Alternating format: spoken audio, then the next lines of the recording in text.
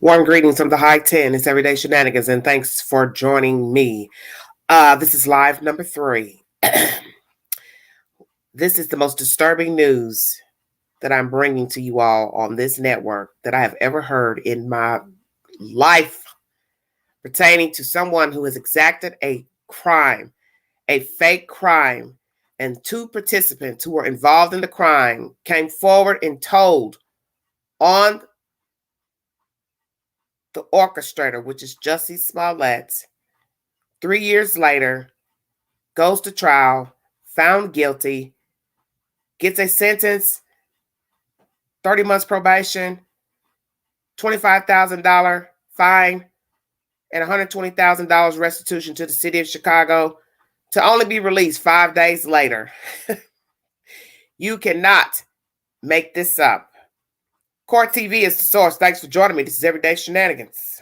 Weigh in. I will drop the link. I would like to hear your opinion pertaining to what you think happened in this case for a judge, appellate court, to say he should be free because he is a non-violent offender, as if the judge did not know that when he rendered his decision last week in court. And as they have said, it would have taken about the same amount of time that he sat in jail for 5 months to get this ordeal appealed. And by then it wouldn't have mattered because he would have already done his time. Lord have mercy. Court TV is the source.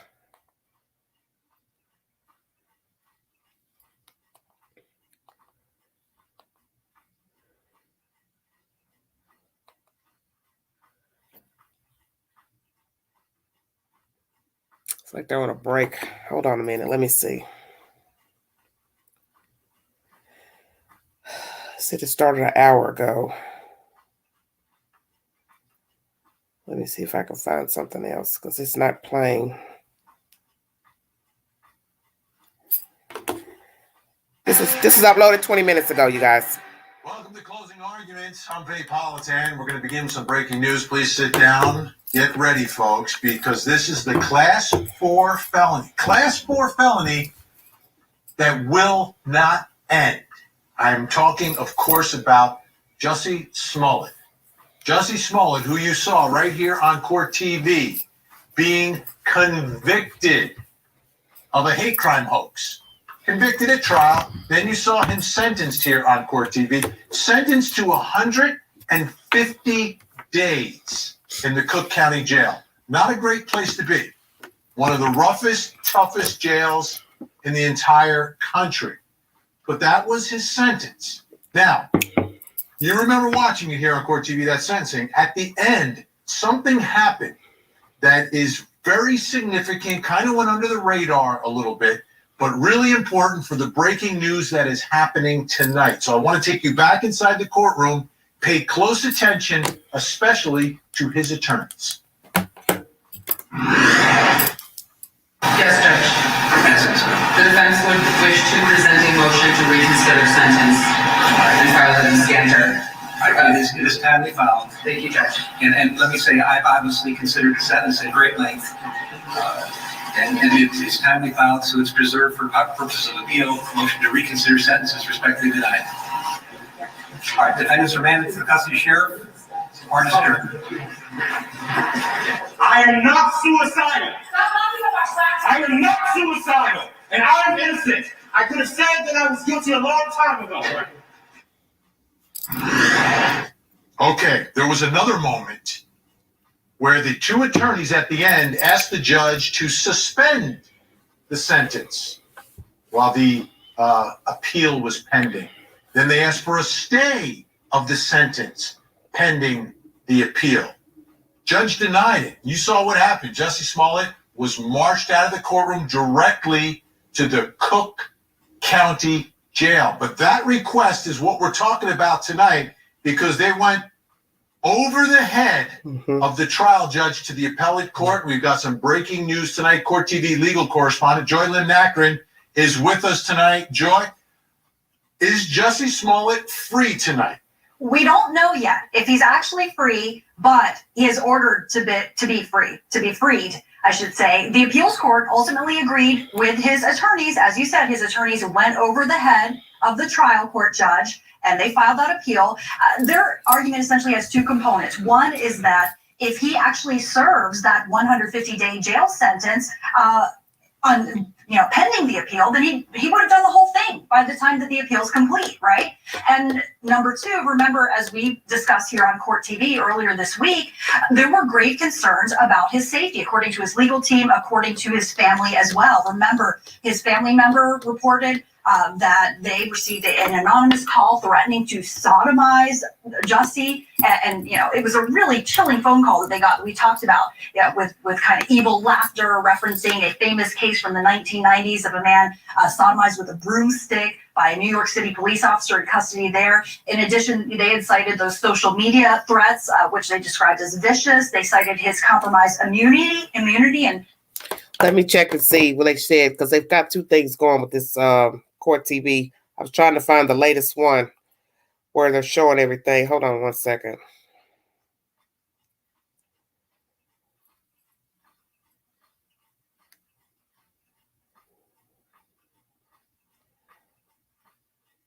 Let me see if they're showing anything on here. Yes. This shows it. Let me ask you, Kirk. You've had a client or two in the past that you've gotten out of jail. He has been released from jail. What's that moment like for them? What's on their mind? And I understand Jussie Smollett a little different than the rest, but is there a yearning to just get as far away from the jail as possible? I think so on many occasions, and especially someone like Mr. Smollett, who hasn't experienced incarceration or he's out of jail before, like he experienced, this past week. So I think, he probably is tired. He's been frightened. He's been in a constant state of hypervigilance. He probably just wants to get away from it all. He listened to Eklund. Maybe they've got closing arguments playing in the jail. I don't know, but he listened to Eklund. He listened to his attorneys. He got out of there. And he's going to collect himself. I don't necessarily know that this is the last we're going to hear from him while this appeal is pending. He might get his bearings and do something else in the future. But for now, he made the right decision, and he probably does need a little bit of space from all of it. Nima, I thought I saw members of his legal team there earlier. They had indicated that they were going to speak. We didn't hear from them. We didn't hear from Jussie. Obviously, could be a change of plans as all this is unfolding. His security team was with him. So give us a realistic look now. We're in the appellate process. Like months, years, what are we talking about? It's going to be months until the appellate briefs are filed, fully briefed. We're going to obviously hear oral argument. And when we know the issues, some of them are moot now, the COVID issue, the threat issue. But, there are some other appellate issues that you mentioned. I mean, Kim Fox, the double jeopardy issue is probably their best argument. One moment. I hate to interrupt you, Nima, but it looks like his attorneys are speaking. So let's listen in. This is Jussie Smollett's defense team speaking just moments after the release of their client from the Cook County Jail in Chicago. Is that okay, or do you want to hardwire? Looks like they're still setting things up here. Let's just wait one moment. I did see them as Jussie was going, but Jussie apparently just wanted to go home, but his attorneys will speak for him. That's why you hire an attorney, folks. We used to call them mouthpieces. Now we call them attorneys.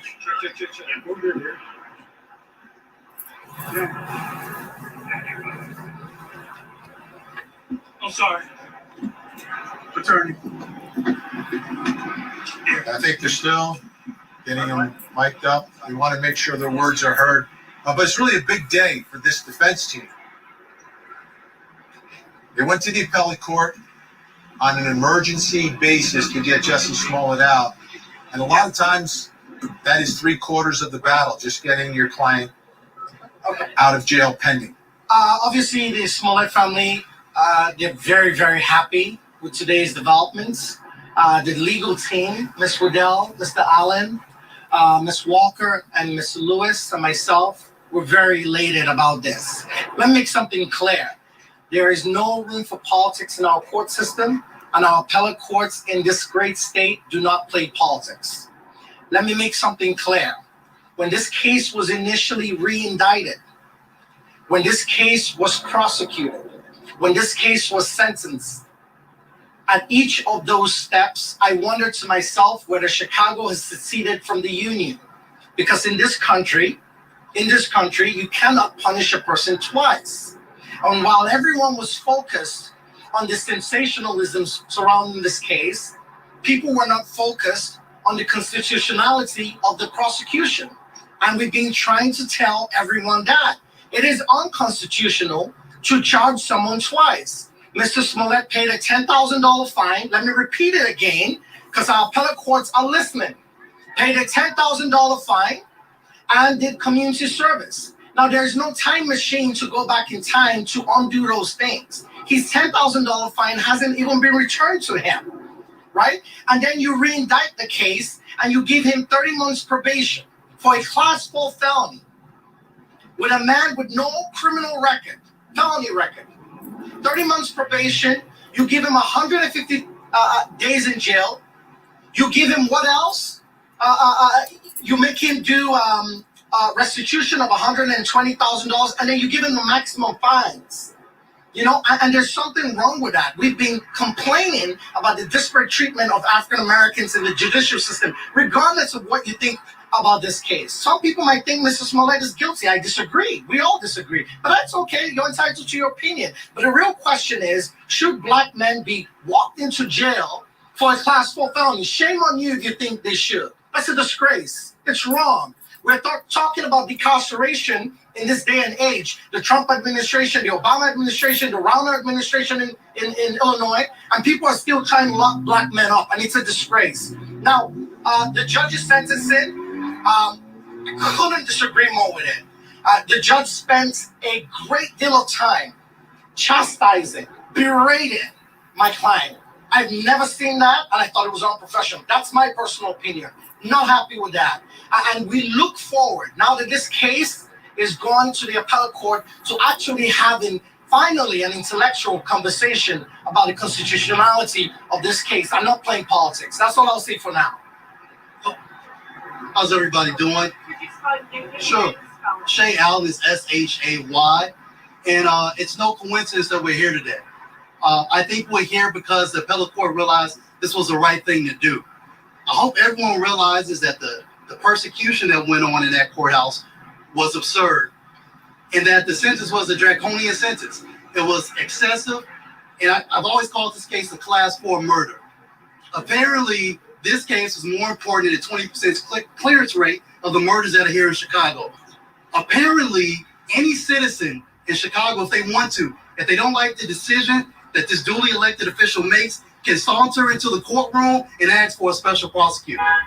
I hope every citizen of Chicago realizes how important this case is, because this could be you. You may think, oh, that's ridiculous. I would never do these things that he's accused of. But you can definitely be charged for something you didn't do. You should never, ever be charged again for something that you had already been prosecuted for. It's important. Do not minimize it. It's not a joke. Thank you. It should also not be minimized. Yes. Heather Widell, W-I-D-E-L-L. It should not be minimized, the issue of being tried in the court of public opinion and having to feel that you need to prove your own innocence. That goes against a major tenet of not just obviously Illinois, Cook County, but the United States judicial system. Mr. Smollett had to come into this courtroom 2.5 years after this incident occurred and felt that he needed to prove his own innocence. And again, that's patently unfair. That's not how the system works. It's not how the system should work. And the sentence that Judge Lynn doled out was completely devoid of any sort of intellectual curiosity or prowess. And I think, again, the appellate court, we're very, very much looking forward to having a non-political discourse with them that is intellectual, that's understanding of the laws, that are understanding of what Class 4 felonies mean, what the statutes are designed for by the legislature of the state. And again, moving forward, I hope that everyone understands, like Mr. Allen said, the very important nature of this case and the implications for every single citizen of this state and of this county, that anybody is capable of being charged with a crime.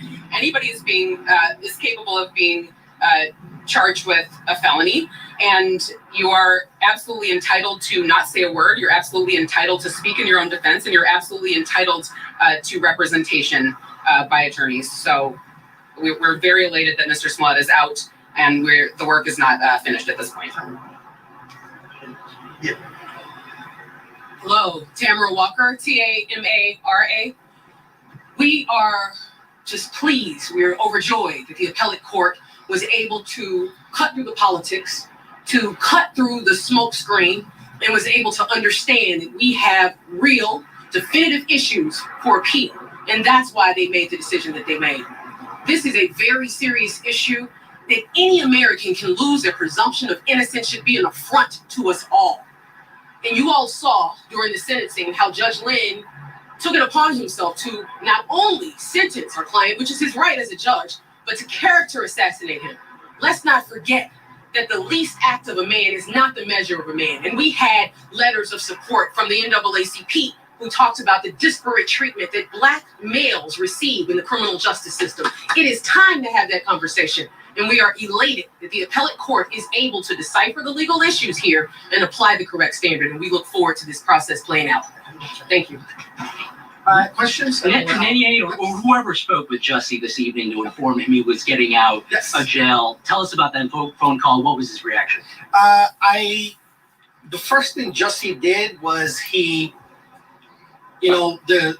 what separates us in the jail because of COVID is the glass, and he pushed his hands on the glass, and his eyes got teary, and I've never seen that because he's been very strong in there, and he said, "I nearly lost hope in our constitutional system." And he did say that.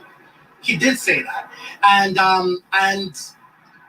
that was his reaction. He was shocked. I think he had nearly given up.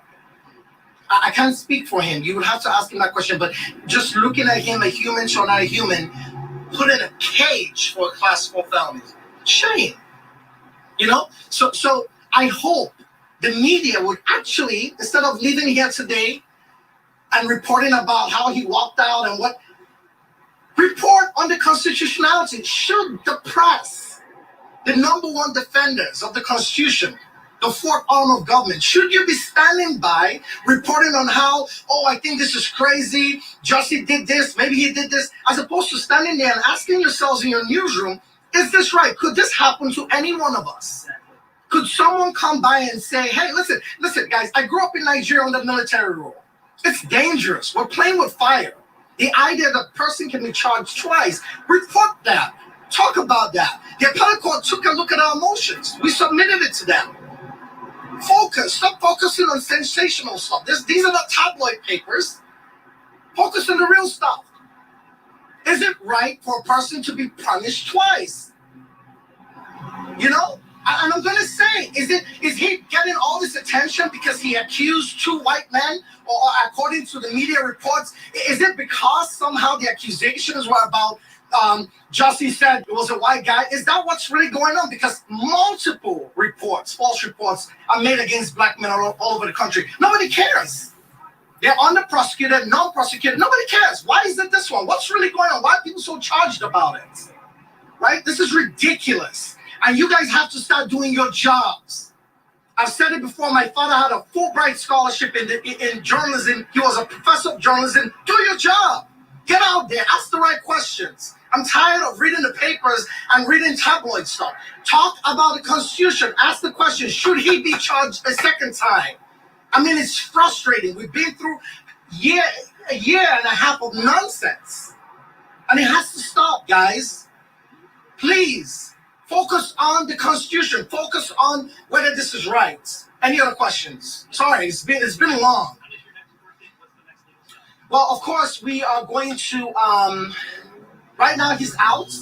We're waiting for further ruling from the appellate court, and we're going to, of course, begin a normal appeal. What we did initially was an emergency appeal, and now we're going to start the wheel for a regular appeal. And they release the schedule once I make that application. So that's coming soon. Good question. If you're talking about the timing of this and how getting him out of jail, because the appeal process is so long and he would have easily spent his sentence. Isn't that scary? Isn't that scary? Isn't that scary? Shouldn't that be frightening to everyone? Tomorrow it could be anyone's family member. It was really, if I'm understanding your question right, it was a scary moment for us. And even a day spent in jail is scary. He's been here for how long? 6 days? That's scary. Right? That's scary. And he hasn't eaten. Guys, he hasn't eaten for 6 days. Why? Maybe he knew spiritually something we didn't know, right? So he hasn't eaten for 6 days. Why? Well, I'm sorry? Why hasn't he? I'm going to find out from him. But maybe being in a cage for a class 4 is enough to make you not to eat. I wouldn't eat either. I'll be upset.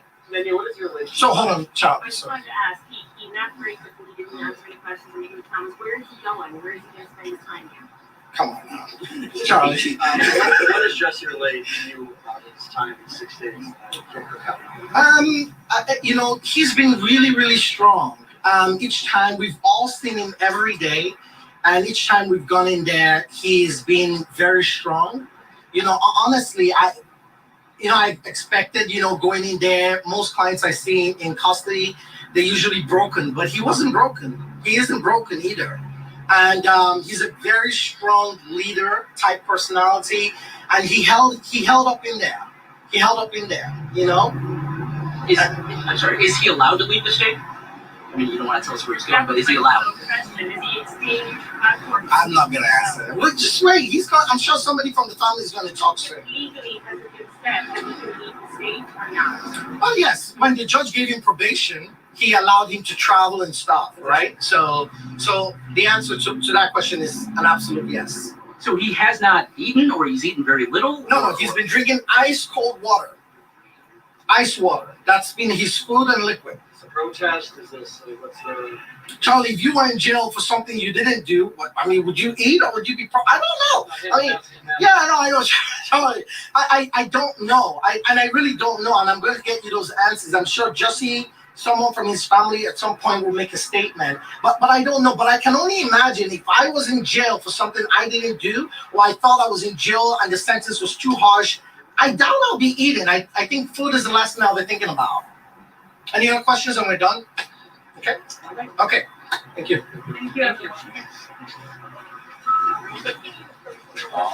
All right, folks. All this talk about eating. We got a lot to chew on tonight. So we're going to take a quick break. They're always quick. When we come back, we'll bring back in our think tank. We also have Erica Morse with us. She's in Chicago. A lot to talk about. He brought us some So what is he drinking? This is what he's drinking. Things I disagree with. Yes, go ahead, We're Vinny. going to talk about it all. Was he sentenced to jail because he's black? Was this a case of double jeopardy? Is there a constitutional argument here? We'll break it all down when we return. Okay, let's talk about that, the double jeopardy. What I'm confused about is, why would I be doing community service if I didn't do anything? I don't remember him going to trial 3 years ago, 2 years ago, a year ago. So I'm very confused on this process because I do not believe in anyone being tried twice. The law says you only go to trial one time for a crime. And if you're found not guilty, then the district attorney cannot bring forth new charges against you, even if they find out that you did do it. So what I'm trying to understand is, he paid a fine. Would he have had to adhere to paying the fine and the community service? See, that's where I need to get more information, because I can't understand how I would pay a fine if I'm innocent, adhere to doing community service if I'm innocent. So how is it now double jeopardy if I went along with paying the fine and the community service? Exactly. I don't recall 2 trials either. I believe this is something that was worked out with Kim Fox and him, because she didn't want to believe that he did these things. So when they start talking about politics and all of that, I don't know what the hell they're talking about, politics. I think you just did what you weren't in agreement with what was said in the court.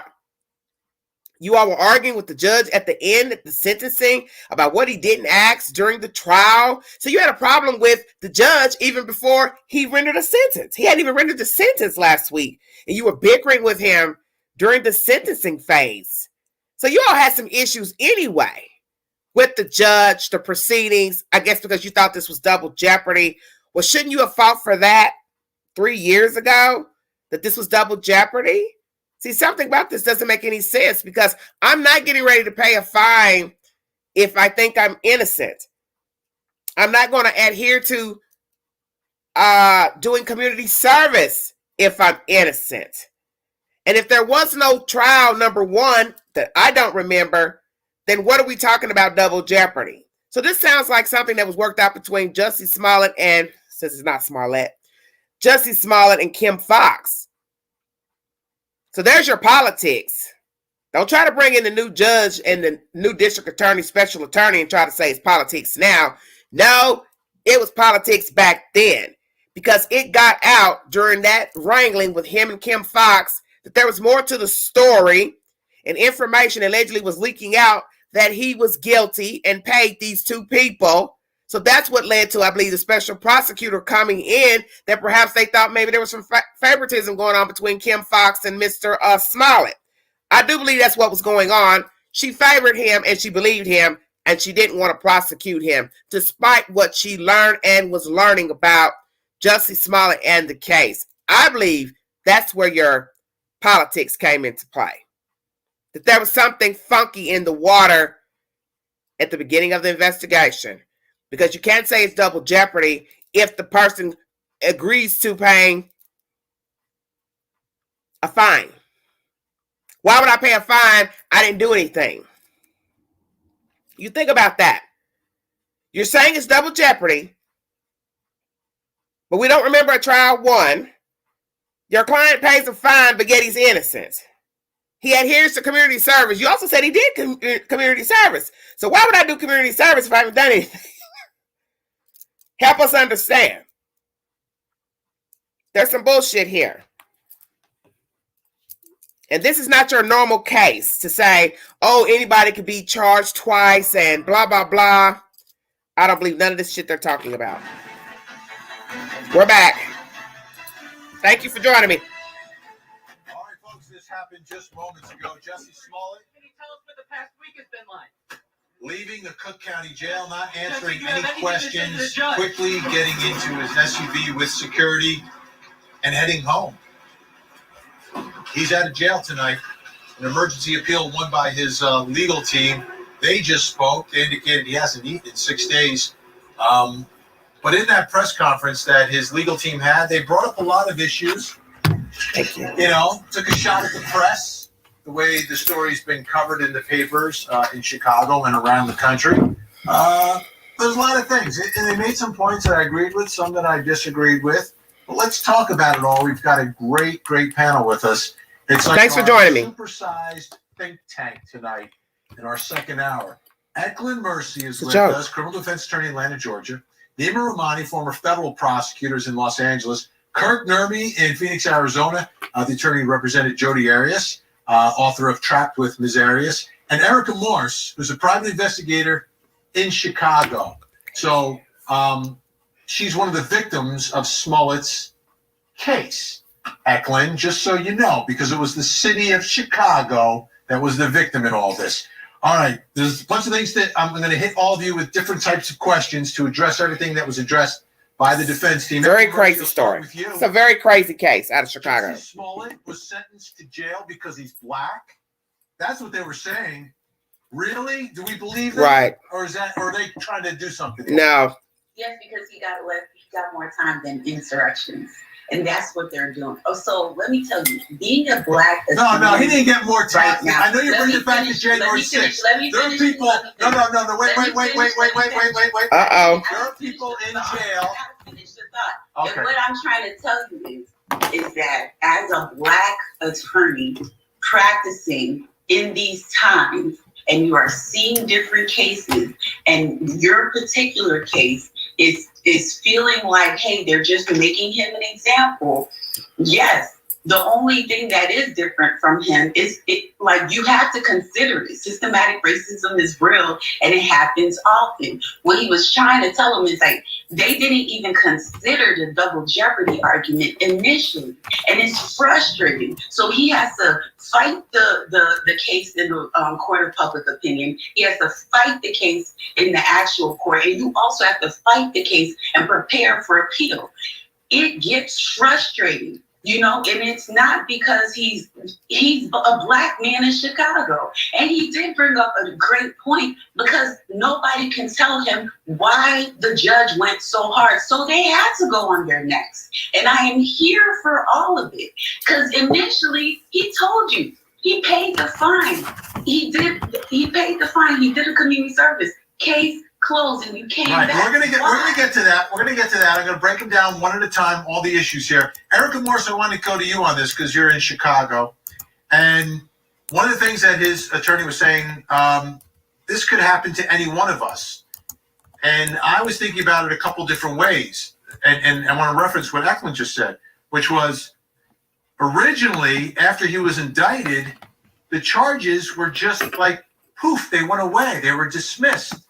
And there was no, he did some vague community service that we don't even know about and a $10,000 fine. Yes. Would that happen to anyone who was indicted in Chicago? Does the prosecutor just kind of like poof in the middle of the day, just dismiss cases without a guilty plea in a courtroom? Nah.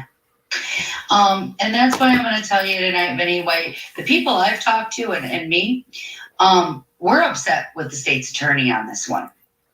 Because if you followed not only her behavior from the beginning, then this almost what feels like a secretive plea deal, and then this abhorrent op-ed that she penned calling this entire trial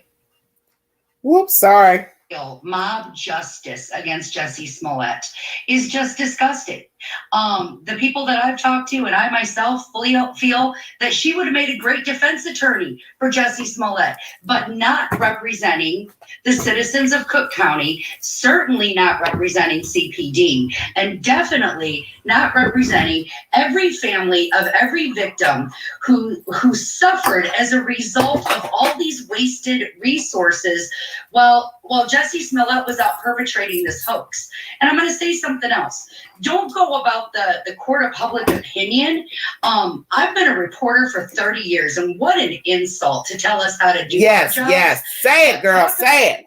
Down, queen. Him not getting a fair trial. Amen. I firmly remember Jussie running up to the cameras, talking to the cameras, and using the court of public opinion to sell this story. Amen. Amen. I'm ticked tonight. Go ahead, girl. Say it. Now, let's get to the big legal argument, the constitutional argument, and I'll start with you, Nima Rahmani, because you're a former federal prosecutor. Double jeopardy is a real thing, right? You can't be prosecuted twice for the same crime. So was this initial indictment and dismissal a prosecution or not? Because they're claiming that he was punished for it with a $10,000 fine and some community service. I don't remember him being in a courtroom pleading guilty. I just know that the indictment was dismissed. So is that an actual prosecution, which would then bar, under our Constitution, a second prosecution? Vinny, it's a very good legal argument. And we've talked about some terrible ones like COVID, the threats, but absolutely, you forfeited that bail. And I agree with Erica. Kim Foxx completely not only dropped the ball here, she sabotaged special prosecutor. Say that. Say that. So if the appellate court based its decision on double jeopardy and not the other things that we've been talking about for the past hour and a half, I think Smollett has a good chance of getting this conviction overturned. And you know, what Fox did in this case, what the prosecutor did in the Cosby case to really tank that case. And obviously talking about two very different sides of the political spectrum. But really, you do have prosecutors acting as defense attorneys. You know, exactly what Erica said. We have one in Chicago and we have one in my hometown of Los Angeles. So with prosecutors like this, who needs defense attorneys? Yeah. Kirk, your thoughts about the double jeopardy? Because that's serious. That's super serious. That is our Constitution. It says you cannot be prosecuted twice for the same crime. Yeah, I agree with exactly what Nima said. I mean, if this was dismissed, whether it goes in the court of law and pleads to it or not, there's all kinds of diversion programs across the nation, et cetera, that crimes like this lower level, keep in mind, we're talking about a class 4 felony, what would be a misdemeanor in a lot of states. And if he paid a price, meaning a monetary price, he did community service, what have you, and that was satisfactory to the prosecuting authorities, to me, that's game over. I don't even understand why we're here, because that jeopardy does attach at that point that he pays a punishment for it. If it was just contemplated and he did pay the price, maybe the water would be a little more muddy. But to me, this seems very clear, Vinny. There was a choice to prosecute. There was some sort of diversion. Whatever anybody wants to think of the justice of that diversion, that is what the prosecutor chose, and that's what the prosecutors have the discretion to do. It's not acting like a defense attorney. Prosecutors have broad discretion. So Ms. Fox exercised that discretion, saw this case with what it was for, probably didn't want to invoke fear of people reporting hate crimes in the future in the streets of Chicago as what resulted when this sentence was delivered, not to mention the 45-minute diatribe attacking Mr. Smollett's character. So yes, I think this is a very good argument.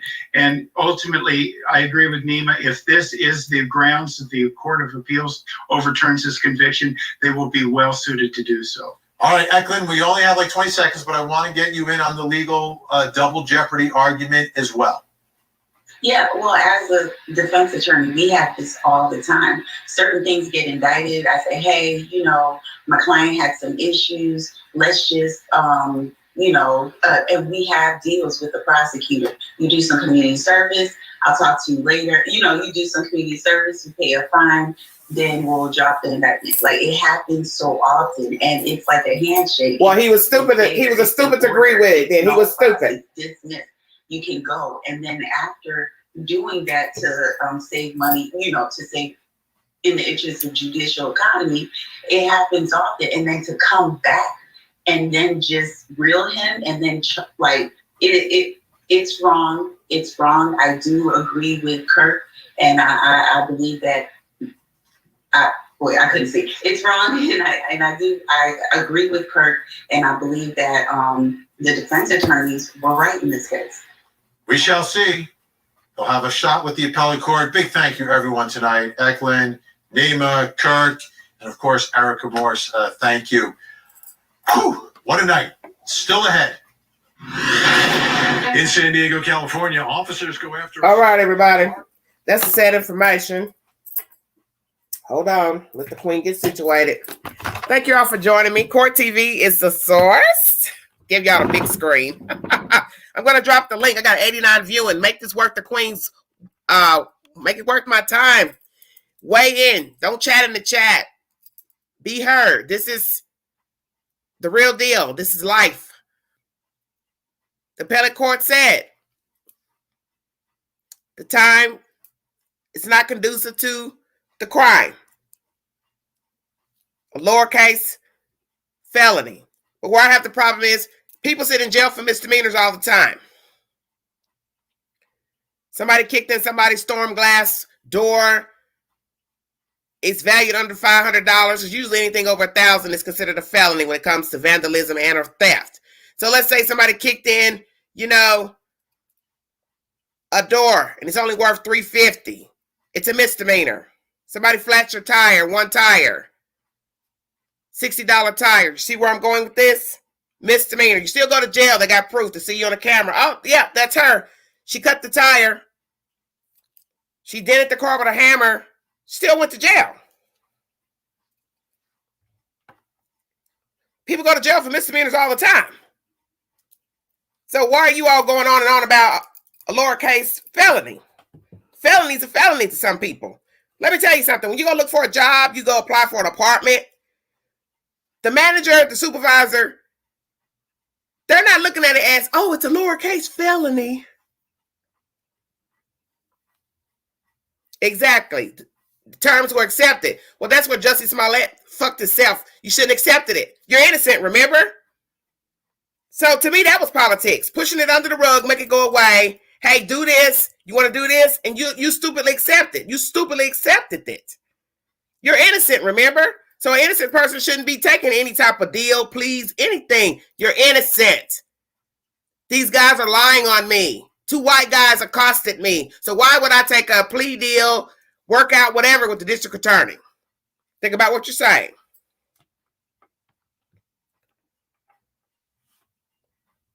My point is with the misdemeanors, people go to jail for misdemeanors every day. So all this crying and moaning about a lowercase felony is bullshit. A felony is a felony to some people. You apply for an apartment, it says no felonies. It doesn't say, oh, it's got to be 1, 2, 3, 4, whatever. No. Lowercase felony, I don't want you living in my property, on my property.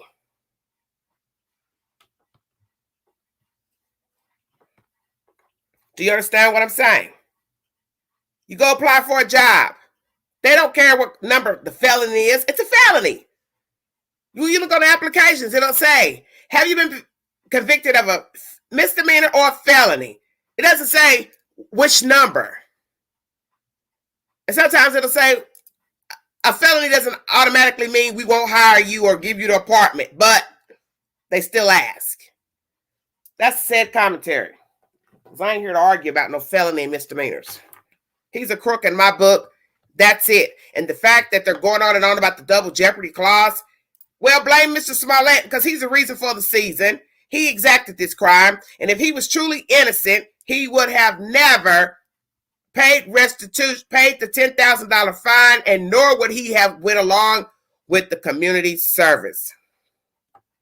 Ever. You're innocent, you're going to go all the way with it. Just like he went all the way with this trial, then you would have done the same thing with Miss Fox. Ma'am, I'm not paying the city $10,000, and I'm not doing the community service. I am innocent. These guys are lying on me. I don't know why. I do know them, but I never paid them any money. Blah, blah, blah, blah, blah. That was politics. What went on between Jussie Smollett and Kim Fox was politics. She wanted to minimize the situation with the city, taxpayers. He decided, okay, to make this go away, I'm going to pay this little money and do the community service. That's where he fucked up. Because a true innocent person would have never complied. So if they want to talk about the judicial system and double jeopardy, they need to confer with their client because he went along with it. She couldn't have given him this on a platter without him receiving it. He received it.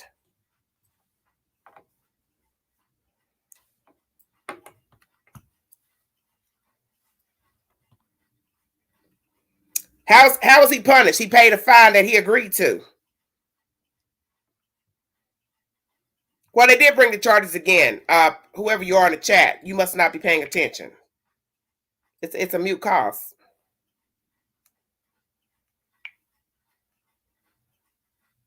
It is what it is.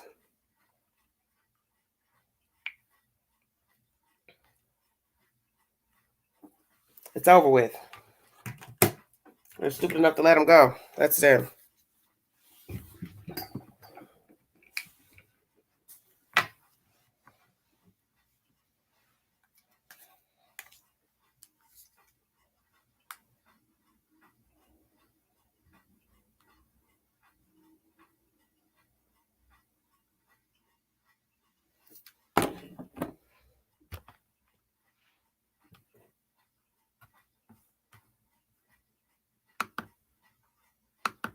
Well, you're stupid to agree with it.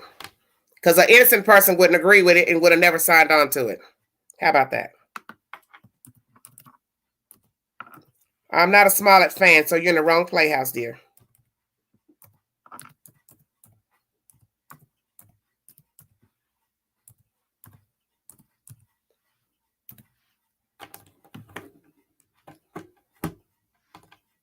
Thank you for joining me. One moment, please.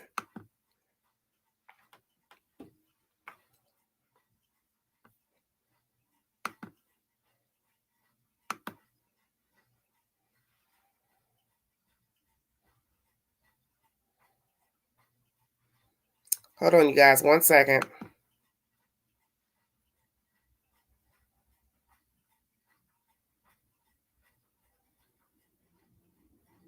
I don't condone anybody making up anything and expecting sympathy. So if that's how you rock, that is your preference. But I don't get down with that foolishness. And I don't condone it. It's a violation of trust with law enforcement and the public. And in the end, he agreed with that bullshit with Kim Fox. So that was his dumbass. Because an innocent person would have never agreed to that. So that's why this doesn't make any sense what they're saying about double jeopardy. I understand the law. You have to bring charges once a person's been found guilty. But my understanding, he never went to trial. So explain that.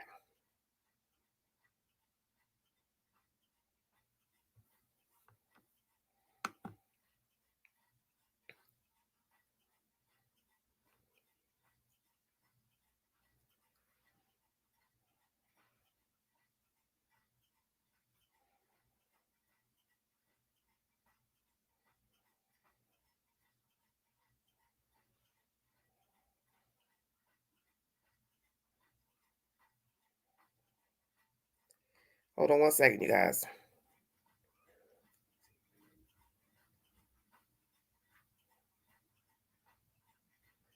Doing too much.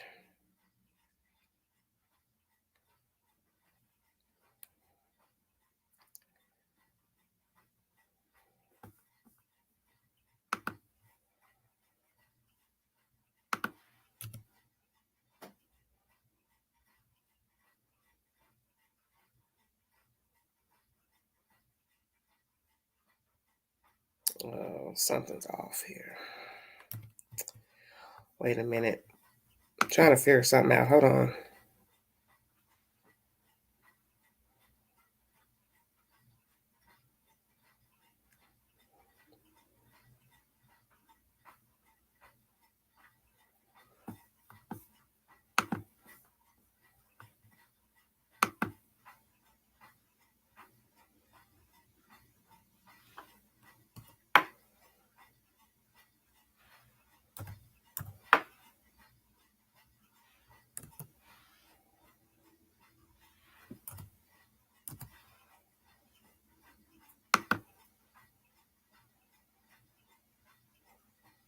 Yes, he's vile. Thank you. Well said. Hit the link if you want to give your opinion pertaining to Jussie Smollett being released from prison, jail.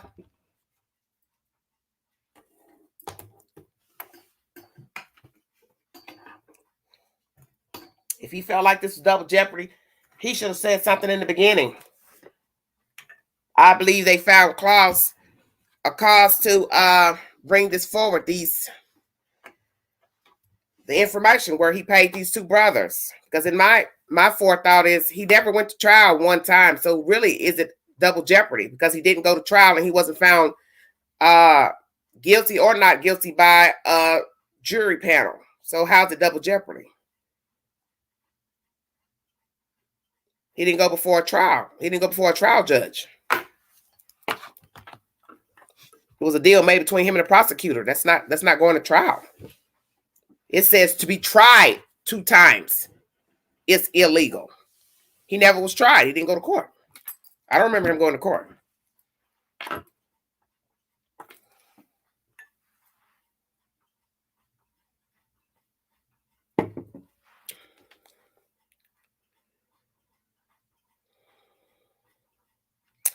And attacking the judge, saying he went on for too long when he sat there and listened to Jussie's whole family rambling on, then even let them read out letters from various celebs. Exactly. The judge didn't have to do any of that. But that is the process. I let you speak. I let family friends speak. He let letters be read from famous people. The judge didn't have to allow that. He could have just let his family speak. But he also let famous people speak because he said he felt it was the right thing to do. So I don't see how people are judging this judge, because if he was a hard judge, he would have never read the letters from the famous people. He could have said, hey, I've had enough. He already said at the end, it went on forever. But he still indulged the defense. So they're trying to make it seem like he's just this hard person. He shouldn't have said anything. Oh, a barrage of horrible comments. There's many judges who have talked harshly to criminals. Come on, give me a break. Somebody's supposed to talk nice to a serial killer? You've killed people, tortured them. Oh, well, I'm going to give you life, and I hope you've learned your lesson. You've got great parents, and this, that, and the other. Come on now.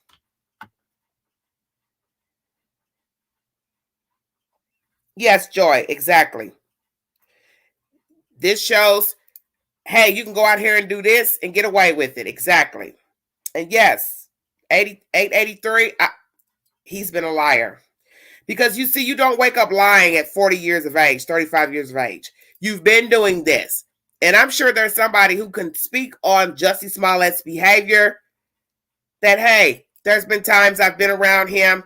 He's lied, made up stuff. I knew it wasn't true, but I indulged him anyway because he was my friend or my coworker, or do you understand what I'm saying? Nobody wakes up lying at 35 years of age. You've been lying. And the judge told him right, that he's a narcissist. And the judge also said kind things about his family life, that they seem a caring family. Possibly he grew up knowing right from wrong, blah, blah, blah. He didn't badmouth his family. I thought he talked very kind of his family, which in the end, we really don't know his family. But I think they're just as delusional as Jussie Smollett. They're just as crazy. And this is the ultimate hoax. I don't care what nobody says. That's what's in my title. By Jussie, the lawyers, and the family too. And I should put the appellate court. All of you crazy. Because this man originally, since you want to cry about the double jeopardy clause, he originally made this deal with Kim, $10,000 fine and community service. So why would I do that if I'm innocent? Because he realized it wasn't going the way he had planned. And that these people were on to him, because I had heard it, word had gotten out that police, whomever, somebody was talking. Hey, this motherfucker is lying. And 9 times out of 10, Jussie Smollett heard those things, and she probably told him. Kim told him. They don't believe you. They think you did this. So go on and just pay the fine and do the community service and it'll all go away. Well, he was the fool. Should have took it to trial day one. Should have told her, Kim, I thank you, but I decline. I will not pay a fine, and I will not do community service. I'd like to go to trial. Plead my case. Bottom line.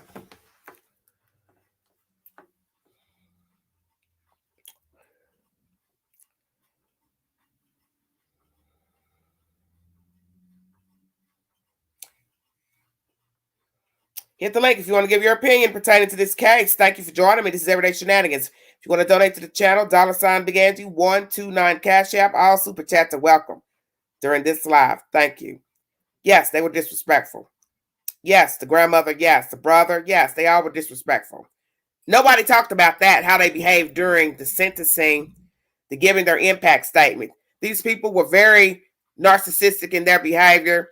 The grandmother hooping and hollering, telling the judge, well, if you throw him in jail, throw me in there too.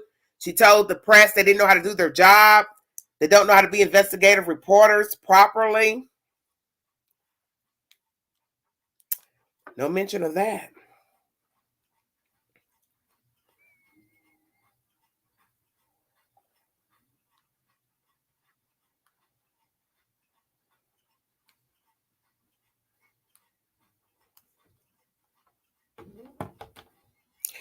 Yes, the judge wasn't mean.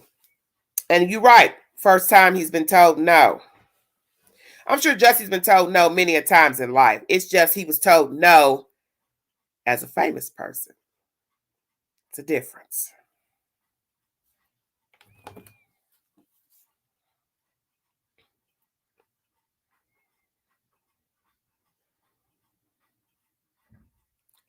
They're not in prison, Joy.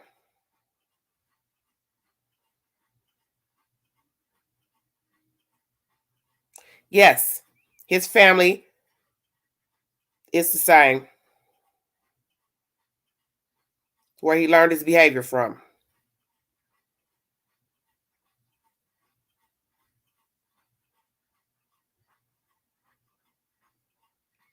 Very good point, Small Fries, about him going to paying for the fines and community service.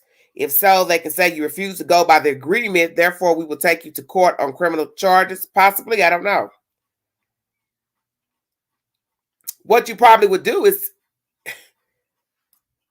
maybe get arrested. I don't know.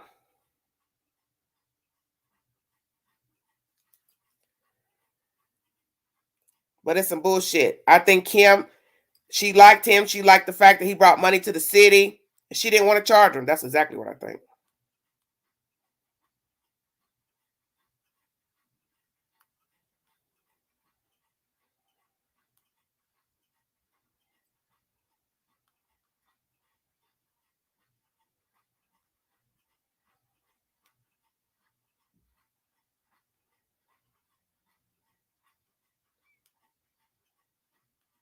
One second, you guys. I'm writing something.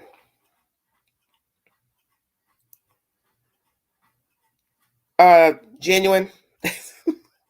I may have been rushing. Hold on a minute, sweetie.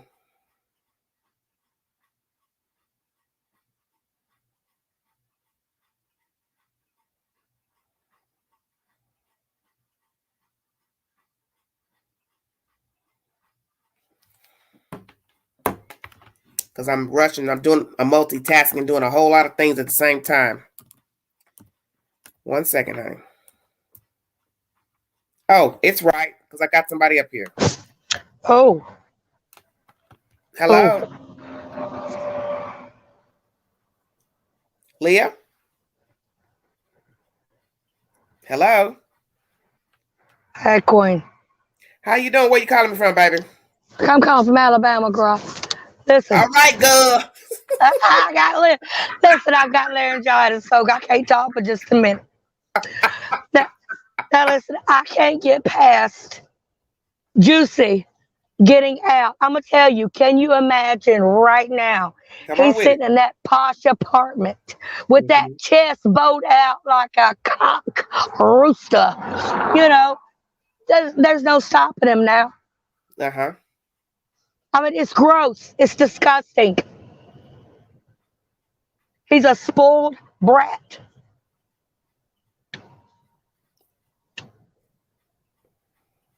Yes. I mean, I don't know. I'm just, you know.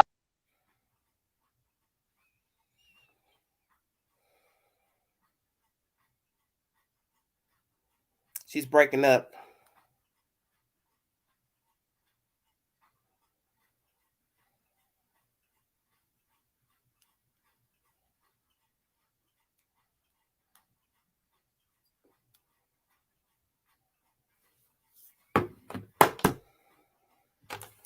Hit the link if you want to give your opinion pertaining to Jussie Smollett being released from prison, jail, whatever you want to call it. It's all the same to the Queen.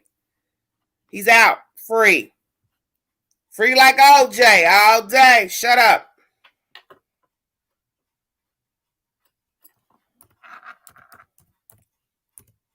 I think her Wi-Fi is acting up where she is. Oh, Lord. Well.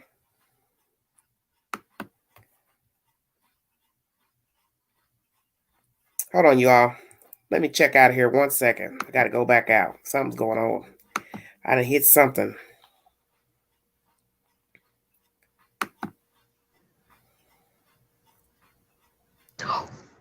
Are you here?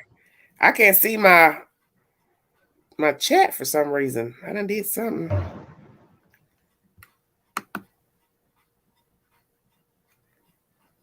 Hey, Queen, one more thing. Go ahead. Okay, listen. On your link, I think you put a semicolon behind the and now I done got myself twisted up. I can't even see my chat.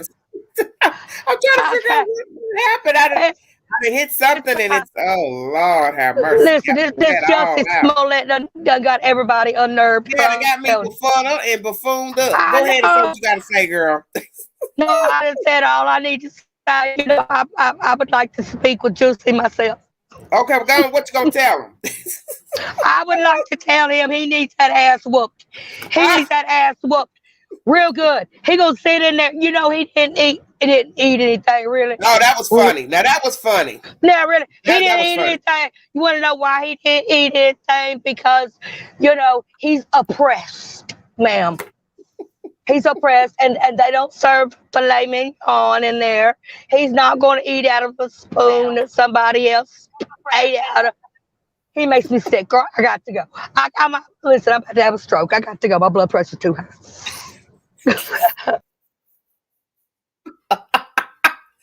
Oh, mercy. I'm dead. Hold on, you guys. I'll be right back. Let me go in here and check out my business.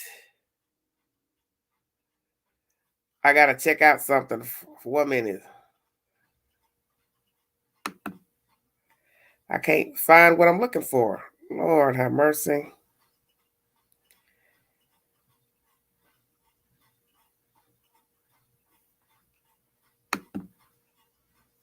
Okay.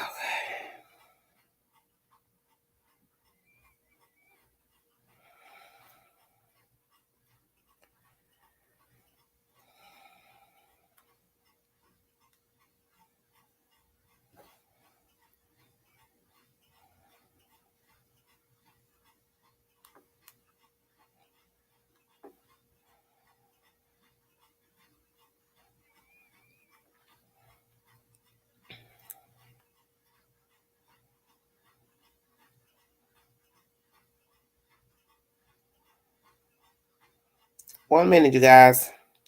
I'm trying to work. I don't know. I've done something. I've messed up something.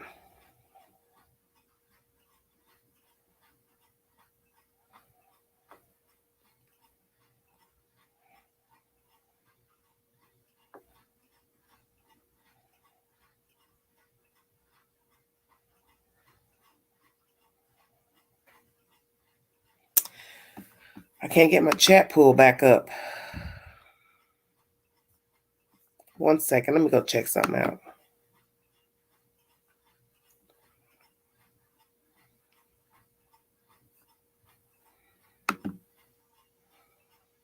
"24 comments.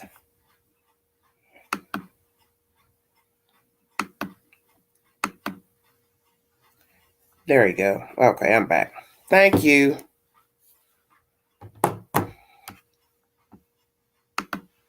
Trying to get myself back to where I was. Sorry about that. Thanks for joining me. This is Everyday Shenanigans.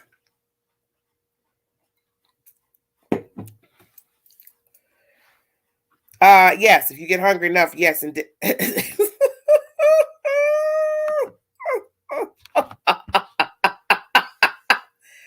that is so true. You will eat. That is the truth. You will eat. Now you got that right. I want to vomit from this. The smallest move forward in the demand that victims of hate crimes be protected and taken serious, and this POS has set it back. This is a leveraged excuse for haters. Okay. He probably didn't eat so he'd look better on camera. Oh my goodness. Sunset, behave. So how do you claim to receive a threat on your family member's life and post it to your followers on Instagram? Exactly. That's why you know this is all bullshit. This information got to TMZ about the threat. So why didn't you go to the police, FBI with the said information first? You posted to, as you say, Instagram, to the public, TMZ. It makes no sense. It makes no sense. You should be trying to call the authorities. You don't post stuff to TMZ. It's ridiculous. It's just damn ridiculous. Okay, hit the link if you want to give your opinion pertaining to Mr. Smollett. Puss in Boots is free. He's free like OJ all day. Join the discussion. What do you think? Is it a double jeopardy clause? Did the courts get it wrong? Calling in the special prosecutor, was that wrong? Is this the truth, a lie? What do you think? I already have my opinions. Jussie Smollett is a liar to me, a sociopath. His ass is grass to me. He think he has a problem locked up. Well, you're free now. Nobody's going to be able to help you and save you. Somebody decides to run up and whoop your ass. Did you hear what I said? No one be able to do nothing. Yeah, well, crisis firm, perhaps. You see what happened with R. Kelly and the crisis teams? That MF ended up going down or something for Miss D's himself. Mr. Cutie Pie with the dreadlocks. Queen talking junk tonight.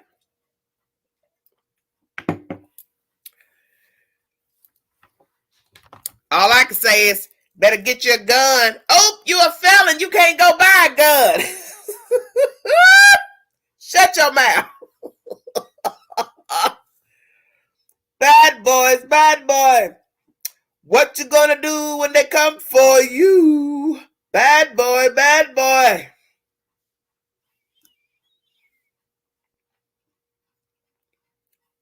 What money they gonna make Small Fries? The most money he's gonna make is somebody decides to do a documentary and pay his black ass a couple of dollars. But other than that, that ain't gonna be nothing compared to working on a TV show as a headliner, such as Empire.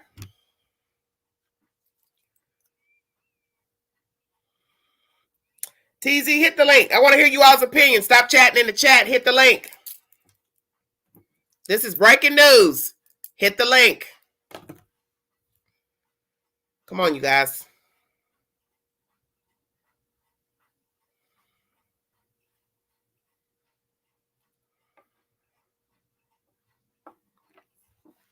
If you have an opinion pertaining to this storyline, give your opinion. Be heard. That's what the link is for. To give your opinion.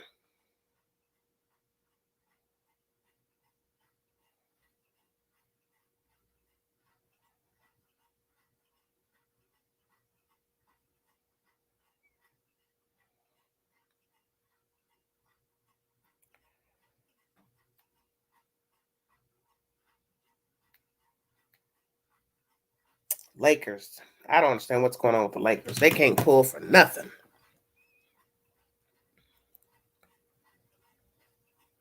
Somebody says at lunch, Cook County Jail, you get 3 pieces of bread, a protein bar, and apple juice.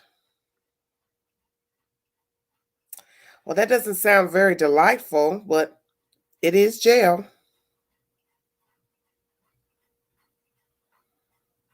He may get some justice from the poor man.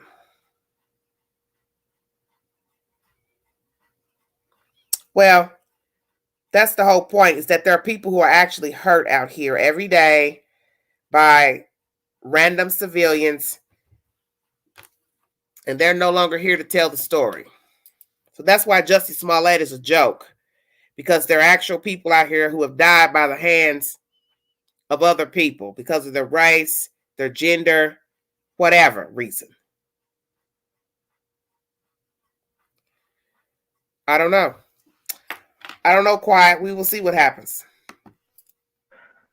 Here's my mod, TZB. How you doing? I'm all right. How you doing?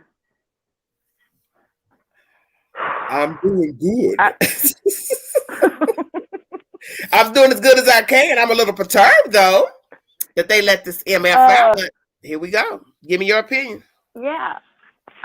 My thing, he just got a smack on his hand. That's it. My bottle's getting empty.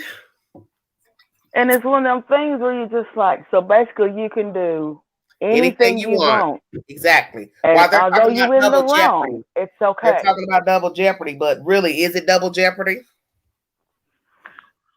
I don't think it is. It can't be double jeopardy because he never went to trial. But he never went to trial, so how's it double jeopardy? I don't think so. Yeah. I thought the law says you cannot be tried for the same crime twice. He didn't go to trial. But he didn't go to trial. So how is it that it's double jeopardy? That's why I'm confused. I don't know. Well, when was he ever convicted of it? That's what I'm saying. So you're saying blah, blah, blah, blah, blah. You should have been fighting this day one, so it didn't even go to trial. If indeed you're trying to say that it's a double jeopardy clause. Right. So again, wasted more money and time. A genuine article, I don't know. I didn't understand that comment either when he says he stuck his fist in the fears of Black Americans. So it sounds like he's trying to say, I've been speaking and rooting for Black Americans, and basically I've let them down by lying because of the fears of injustices against us, I guess. I don't know. I don't know. I feel like the fact that his family is full of activists. He's supposed to be portraying as an activist. Now, that lawyer, she was so out of line for saying that. She was so out of line for saying that. She and those lawyers are hyping him up as if he is some fucking god. He is somebody special. Yeah. He is some great activist. He is no Martin Luther the King. He is a random Black gay guy. That is it. Stop trying to portray him like he's been doing all these great things. Because let me tell you what's going to happen. The next time somebody gay or transgendered or Black, white, Jew has an issue with somebody, gets fucking beat up for real, God forbid they get the wrong cops on the beat, the wrong detectives on the beat, and they look at them and be like, yeah, gotta go eat lunch. See where I'm going? Yeah. Yeah, like he did not pave a path for anybody. Instead, he has dug it up. Yes. We've took 25 steps back. Yeah, he told him the truth, that judge. But what really got me is when the judge said, they make jokes about you. Now that, to me, was deep and low. Yeah. But it was the truth. But I was going to say that's the truth. Because he told the truth. They make jokes about you. Pulling a Jussie. Exactly. But he told him the truth. He needed to hear it. He's not the first American that went to court and the judge told them about themselves. That's a lie. To sit up and say, oh, I've never heard any judge ever talk to a defendant. You're fucking lying. It's a damn lie. Yep. I don't believe that. I think, honestly, what the judge said is what really pissed off his family. Not what Jussie did, but what the judge said. Because he told him the truth. Because he told him something that nobody would tell Jussie. You're a pathological liar. You're a sociopath. You're greedy. You wanted attention. You weren't getting it. So this is what you did to get attention. Nobody has told that fucker the truth to his face. So they were mad that the judge told him. And then it came from a white man. So they really pissed off. But it doesn't matter. If it was a Black man, a Jew that told him, it still would be the truth. Yeah. It still would be the truth. What's sad is anytime he doesn't get his way, this is going to happen. Exactly. And that's why I told people in my lives pertaining to Jussie Smollett, he is the motherfucker you cannot trust. Don't talk to him. Don't break bread with him. Don't go nowhere with him. Because if he doesn't get his way with you, he would turn on you. Jussie Smollett is the ultimate schemer, scammer. Yep. That motherfucker will stick a knife in your throat and face you face forward. Do you understand what I'm saying? Yeah. I wouldn't trust him. What did I say earlier? If you see him, his family, step off the curb. Yep. Don't even stand on the same sidewalk with them motherfuckers. Walk off. Cross the street. Now, my thing is, all those... I wouldn't even date him. If I was a man, I wouldn't have sex with him. No. I wouldn't look at him. I wouldn't go to lunch with his ass. I wouldn't do nothing with him. You couldn't call me. Would you like to have lunch? Hell no. I do nothing with you. He's messy. He is a very messy man. He is very messy. Thank you for saying that. Yes. 883. He's dangerous. Exactly. Yeah. And another thing is, he's going to expect to get jobs. No. You know what I mean? And all those celebrities that were stepping up and sending letters, then they need to put their reputation up and let him work with them. Exactly. Because it makes no sense how they went to bat for this dude, knowing he's in the wrong. That's what's disturbing.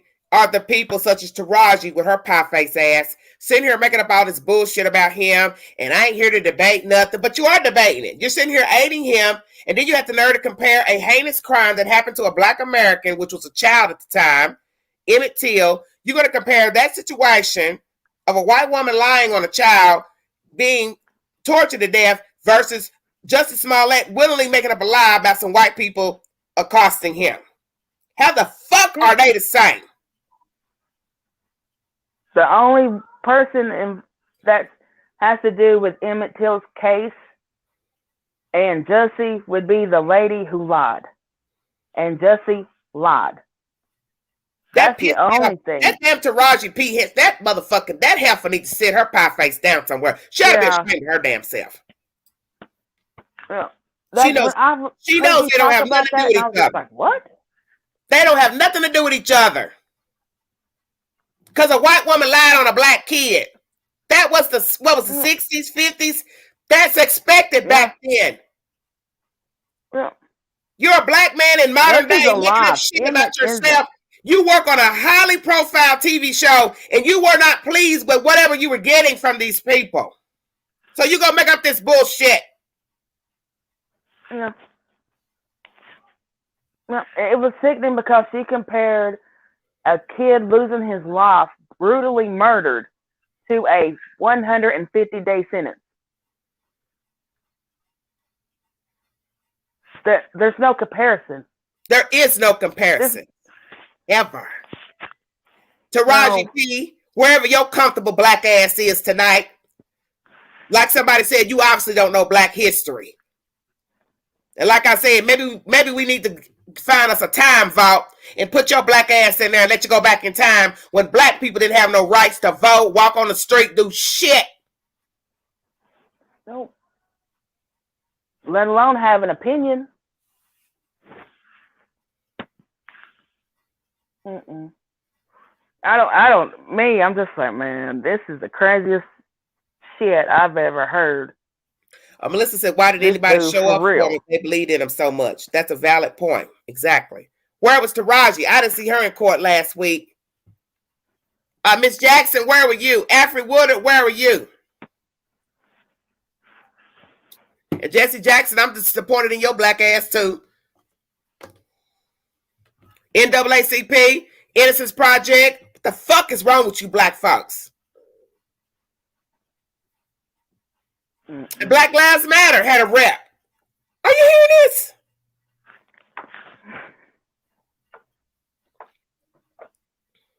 Damn. It's one of them things where you're just like, man, you messed it You're up. telling the people you can go out here and make up a story and lie.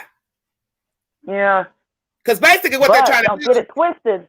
See, look, they're trying to push under the rug. Well, we don't want to talk about what he allegedly did. But the sentence is wrong. Nah, bitch. You can't have one without the other. Mm-hmm. Don't try to push one under the rug. They go hand in hand. But folks don't need to get it twisted, though. The only person that can get away with that is him. You can't be an average person and do this bullshit because your ass is going to prison. But when it comes, it's something about that dude.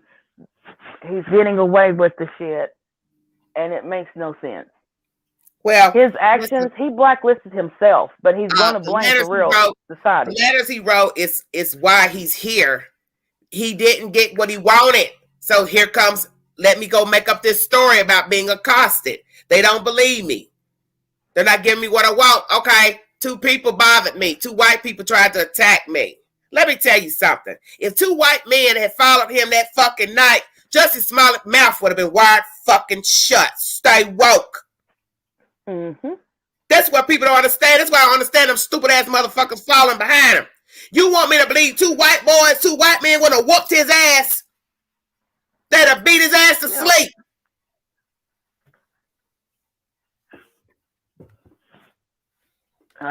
There's nobody around. I got your ass.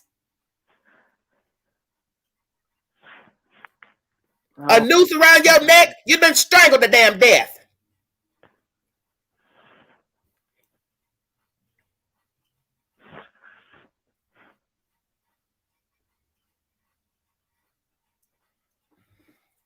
He's a joke. He makes me sick. He's an embarrassment. Honestly, he's an embarrassment. And what he did is so disgraceful. It's disgraceful. All of the above. Every word you can think of that's negative is Jussie Smollett. He makes me sick to my stomach. Yeah. And I'm telling you, his black ass is free right now. He better stay his black ass in the house. You think you're going to walk around and be going to Starbucks getting coffee, into a Subway to get a sandwich in the middle of the night? Motherfucker, you better Uber it. Just have it delivered. Excuse my language. And use a different name. Don't even use your own name. You better call Uber Eats because your black ass walking around daylight savings time or dark. Your ass is grass. Anybody know that's damn Jussie Smollett, they're going to whoop his black ass to sleep. Mm-hmm. Yeah. Now, here's the thing. What would he do if someone perhaps for real sets him up and beat his ass? It's coming, baby. Mark my words. I mean, that's the thing. Are they going to take him for real the second time? Like, I'm telling you, Jussie Smollett don't know how bad it can get. That shit he pulled 3 years ago in Chicago ain't nothing compared to what's going to really happen. Right. Peter meet the wolf. Amen. Well said. Melissa, more like a shoelace. And let me tell you something. When he least expected, and ain't nobody talking about him, it's when he gonna meet his maker. You watch what I'm telling you. Yep, that's when it's gonna happen. It's gonna be bad. That black fucker gonna wish he was dead. Did you hear what I said? Mm-hmm. Cause it ain't gonna be nobody to come around and help him. No. See, Jussie Smollett forgot one thing about this life here. While they talking about somebody calling and threatening him to sodomize him, you can be found. Somebody knows already where you at. Stay woke. If somebody went in and looked at the files of the emergency contact, let's just say that's true. They also know where the fuck you stay at, dummy.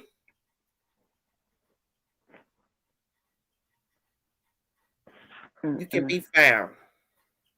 And because he's a narcissist, he's going to always let people know where he is because he talks too much.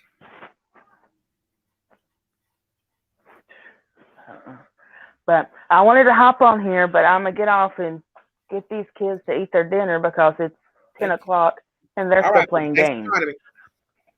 All right. Love you. Love you too, baby. That's TZB. That's my mom. Thank you all for joining me. Hit the link if you want to give your opinion pertaining to Jussie Smollett being released from jail.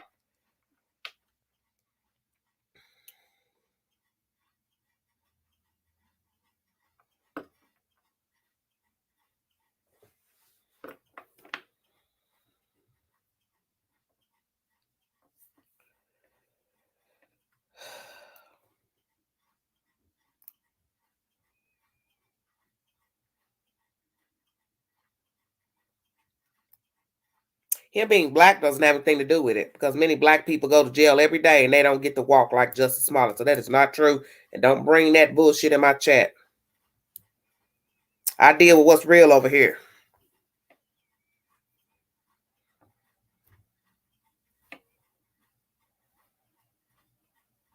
Hit the link if you want to give your opinion pertaining to the release of Jussie Smollett. He's free. Free like OJ all day. Crybaby lawyers got this SOB out. Disrespectful to the judge during the sentencing. His family and his lawyers very disrespectful to the judge. They have the nerve to cry and moan about what the judge said about Jussie Smollett. Everything the judge said was the truth. Excuse me.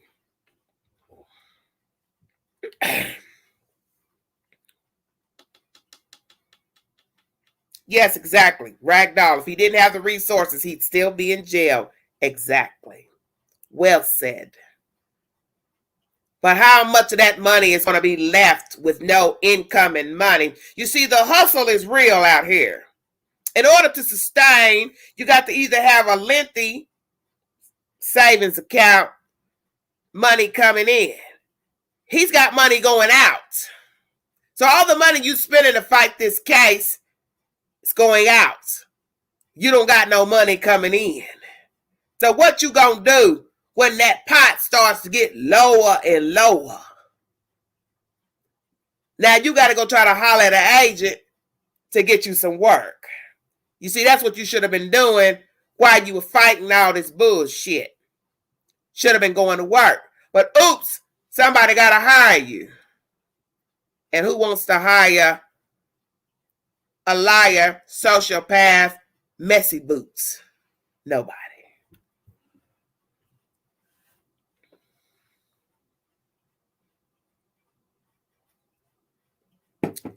His family can't pay no bills. This man is living higher than most African Americans and white people put together. And most people want to try to attain the life that they have.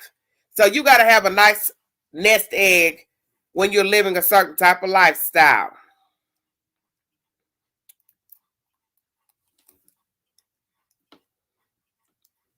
You want me to believe his family makes the type of money that he made on Empire? I doubt it. The family is now blaming the black community for homophobia. I just read. Homophobia has nothing to do with you being a liar. A liar is a liar. Yes, Taraji, yes, call that bitch. That's your friend. She been upholding you. She shouldn't mind paying your due bill. Matter of fact, she should pay for everything going on. Your court papers, your documents, she's behind you. She's rooting for you. Call Taraji. She got some paper. Call her. And while you at it and you're free, Jussie Smollett, help find that help for a man. That's what you do.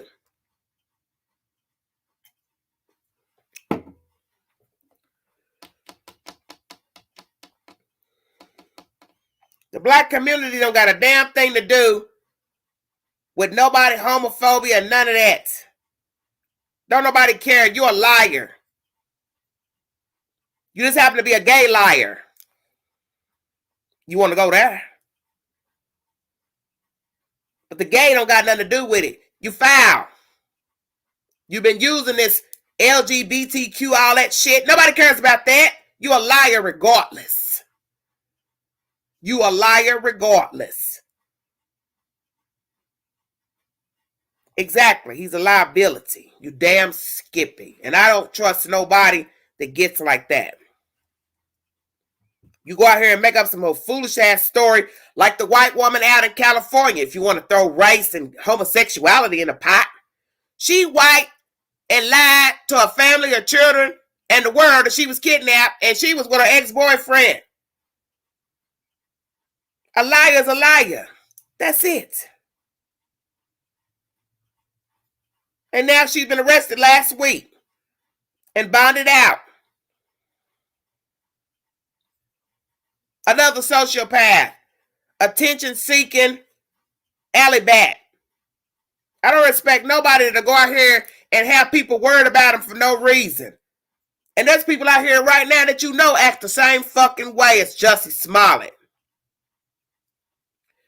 Won't answer the phone, won't talk to you. They see you messaging, calling, won't answer. You worried about them, you concerned about them. They won't call you back, tell you shit. And sometimes, we will ignore certain people for various reasons. And it can be cruel not to answer back. But damn, you see somebody concerned about you, they messaging you. The least you can do is call them back, go ahead and tell them, hey, I'm all right, I'm cool, I'm having a bad day, woo, woo, woo. But when you got this type of shit here, just making up lies for no reason. What? It's the reason.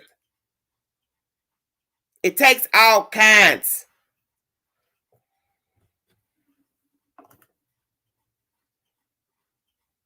Well, he should have killed himself when he was in there. And I never wanted to say that, but I felt like that's what the fuck he wanted to do when he mentioned that shit in court. So his family can sue and get more money. Oh, they murdered him. They killed him in there. It's disgusting.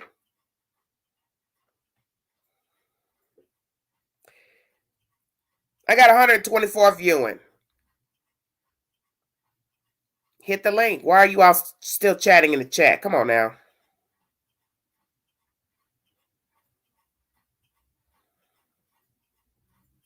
Well, that's why 2 people weren't charged with it. Because the police, they realized what was going on. Jussie Smollett was the orchestrator. They weren't going to charge them. They came forward, went on and admitted to what happened once they realized that's where the evidence led, was to the 2 brothers. They gave the police everything they needed to know. That this is Jussie Smollett's doing. They were just pawns in the game. They weren't the orchestrators. Mentally, he's not stable. Well, it depends on how you want to weigh it. Hello, Leah. Thank you so much. There's something wrong with Jussie Smollett. Let's just go there. But he knows what he's doing. These fake phone calls. Somebody's trying to hurt him, blah, blah, blah. All that bullshit just got him out of jail. So let's go call the police and say our friend who just got put in jail for selling dope, somebody trying to kill him in there. Let's see how he gets out of jail.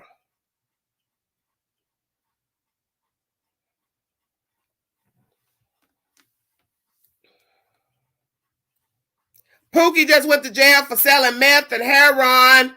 He fears for his safety. Let's see if he can get out. I'll wait.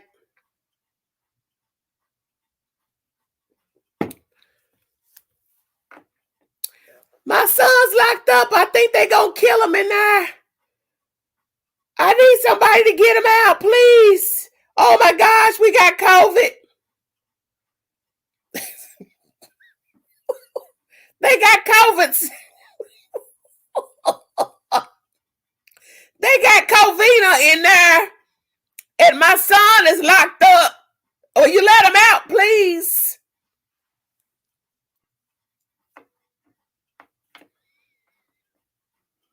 I'm just saying.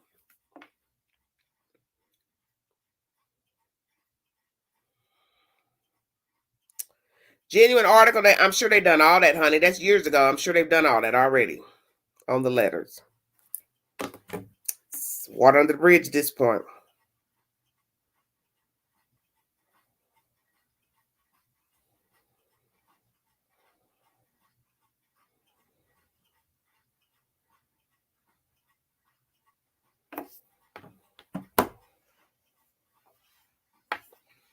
Well, I don't think they know right from wrong. It's easy to say they should know. Yeah, they know, but they don't care. Let me say that. They don't care. Let me be specific in my wording. They don't care. Yes, karma is coming. I hope it is. I hope it is. I got 122 viewing. I'm an hour and 32 minutes in. Hit the link if you want to give your opinion pertaining to Jussie Smollett being released from jail out of Chicago, Illinois. We'll wait to hear what the appeal will bring forward. Is this just for the jail time or is it also for the restitution, fines? What is to be?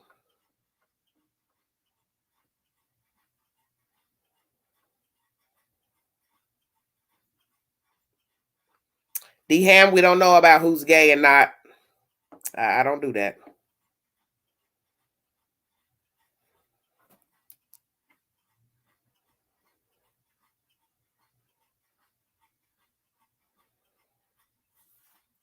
You all gonna keep chatting down there? What y'all gonna do? I done had about enough of this, quite frankly. Thank you, Ragdoll. Thank you so kindly, dear. Yes, he's sickening. He is. Perjury, and they should slap him with perjury and federal mail fraud for that stupid letter. Well, I do believe that's all wrapped into the misdemeanor charge. The line calling the fake report to the police department. Yes, get you a glass of wine. Because when I get off this live, it'll probably be something a little heavier than that. I'm going to need it because my phone is going ping, ping, ping, ping, ping, ping, ping, ping, ping from tonight all the way until tomorrow about this stupid food. Because my phone, you know, I got my notifications turned on for channels I'm subscribed to in YouTube and my news break. And I'm sure my phone is going to go off all damn night and tomorrow because of Jussie Smollett.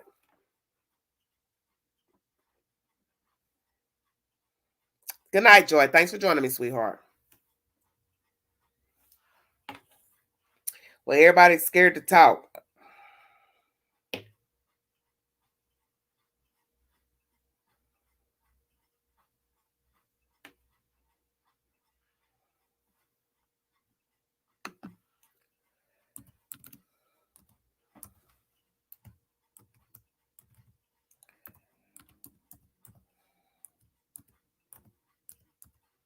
He messed my whole night up. I had something else planned to talk about.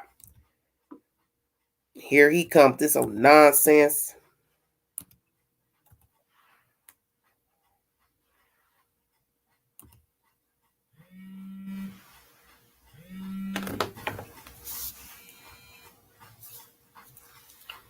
I'm live, dear. Hello? Hello? Hello? Okay, all right. Well, why you just hit the link then? You just want to talk on the phone, talk to the family?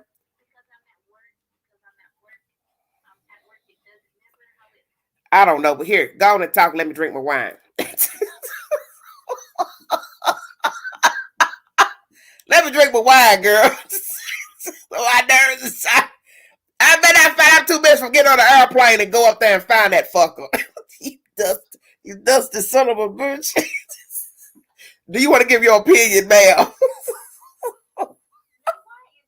Hold on. Let me put you on speaker. This is my mod. This is ridiculous. You motherfucker, you. Wasting taxpayers' money and everything. That bitch ain't wasting mine. Look, I ain't in Chicago. I'll pray for all y'all. Whoop his ass. Oh my goodness. If you see that motherfucker walking down Lakeshore Drive, whoop his ass. Just beat his ass. Son of a bitch. Oh my goodness. Is he really trying to get out? Are you serious? He's out, baby. Baby, you late. He already home, baby. Baby, bye. He's out? Oh my goodness, I'm late. Girl, that motherfucker done went to Subway 2 times. He done went to Subway, $5 foot long. Ooh, $6. We got inflation. Shut up, Queen. Oh my goodness. This is a shame. It's boy, I tell you what. I tell you what. This gonna be the next episode. Girl, you know what I want somebody to do? I want somebody black to make a Jussie Smollett dance. I would do it with stilettos on. Did you what I said? And my big butt don't wear no stilettos. But that'd be the first day I put on some stilettos and do the Jussie Smollett. Oh my goodness. Somebody need to make up a song about this one. So, Crystal. What? Is you angry? I am. I really am. So what do you think about what happened? I really am. That I'm really upset actually because he acts as if it's a joke, you know, and the attorneys. Yeah, I know that. Oh, yeah, there's their job to, you know. Yeah, it's his job. Yeah, it's his job. Yeah, I understand that. But when you know somebody is guilty of some shit, now come on now. Yeah. And then and it's not just if what he done to everybody. I mean, just to now just think when people really do get beat up behind this stuff. Yeah. Now what? Everybody's they're gonna think it's a joke. Automatically they're gonna be placed. Oh, did they make it up? You know what I mean? Yeah. This is not, it's not right. It is not right. It's not a joke whatsoever. In more than one way, it's not a joke. I am pretty pissed. I am. And then for them to sit up there and it's a race thing and this and that. No, that fool committed a damn crime, regardless of black, white, Mexico, whatever. No, you planned a hoax. I don't care how much money you have. You did wrong. Do the time, and I mean, hopefully learn from it. But no, you I can't. don't think. But see, that's the thing. That's the thing Dr. Phil has always said on his programs. You can't change what you don't acknowledge, and that's the truth. Yep. You can never own your shortcomings, your wrongdoing, if you don't acknowledge that what you did was wrong. So he is still feeding the lie that nothing happened on January 29th, 2019. So therefore, it's just a bad joke right now. Do you understand what I'm saying? Yep, it's a bad joke. Yep. He full of shit. The attorneys is full of shit. They're all full of shit, as far as I'm concerned. And it's not right. It's not right because I feel so bad for the people that are going to end up getting beat up and, and really, they are really going to get beat up and people going to look at them like, oh, yeah, you planned it. Mm-hmm. Oh, you're lying. Like, they're just going to, it's just wrong in so many ways. Yeah. He's just a disgrace, period. Like I tell the chat, it doesn't matter where he come from, race, homosexuality, transgendered, all that doesn't mean shit to me. He's a liar, a pathological liar. He's a sociopath. There are many people who make up lies every day, and they're straight, they're heterosexual, white, black. It's all the same to me. He has used the LGBTQ to ride off the backs of that. Black Lives Matter, being black. I don't want to hear none of that shit. You're a liar. You're a liar irregardless. All that other shit you're talking about means nothing to me. I don't want to hear none of that shit. I'm not with none of that. Yep. Hello. A disgrace. And anybody that got his back is a disgrace as well. So I don't care. The attorneys, all of them. Yeah. They're disgrace. Genuine, where you calling from? Hello? Probably don't have his mic on. Genuine. What a damn disgrace. Hello?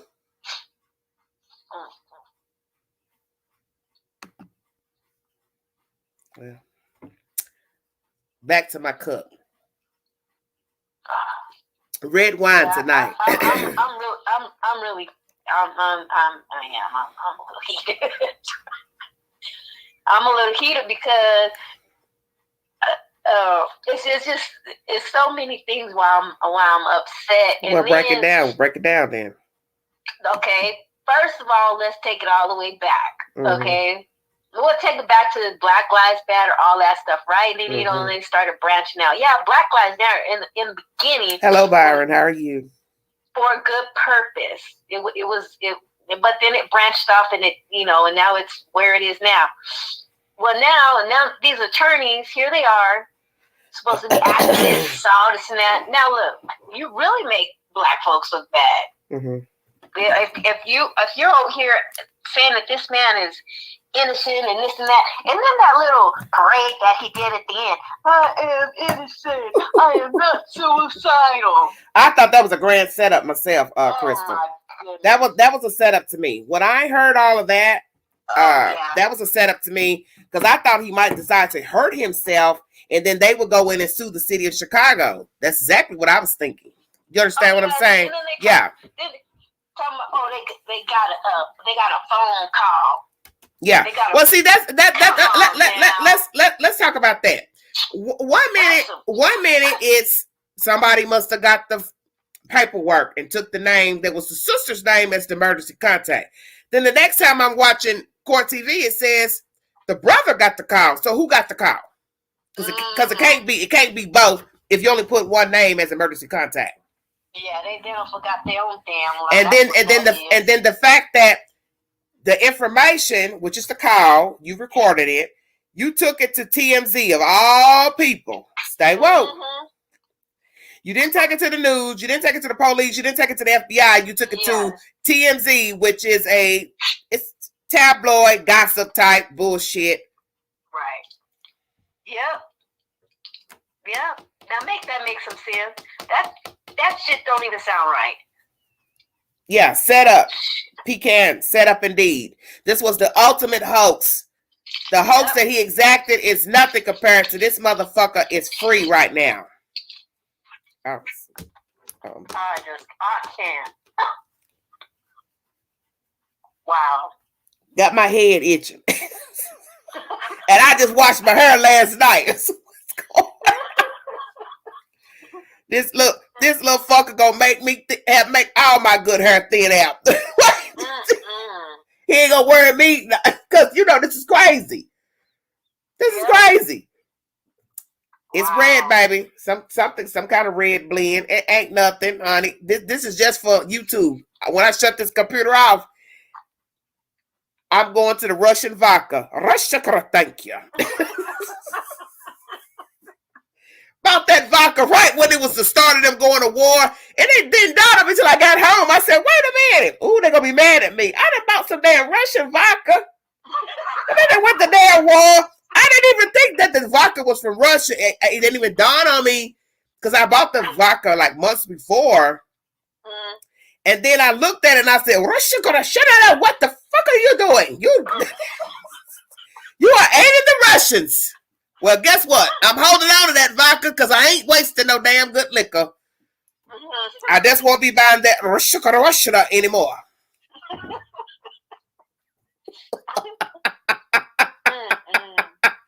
Alternate universe here. Yes, it is. Baby, you showed up in the alternate universe. You come to everyday shenanigans. You don't know what you might get. You might see a damn dog up here dancing, doing the Tootsie Roll. Why they say that dog be doing two-step, again jiggy with it. That dog said, again jiggy with it. That's what Smollett about to do. Look, Smollett about to go get him a sugar mama or sugar what? Sure is. They gonna get him some sex. Jussie Smollett, you gonna get you some sex tonight. He's gonna get, look, as they say, the white boys say, we're getting fucked up tonight. Oh my goodness, I cannot believe this. Wow. Jussie Smollett about to get him some green eggs and ham tonight. Shut up, Queen.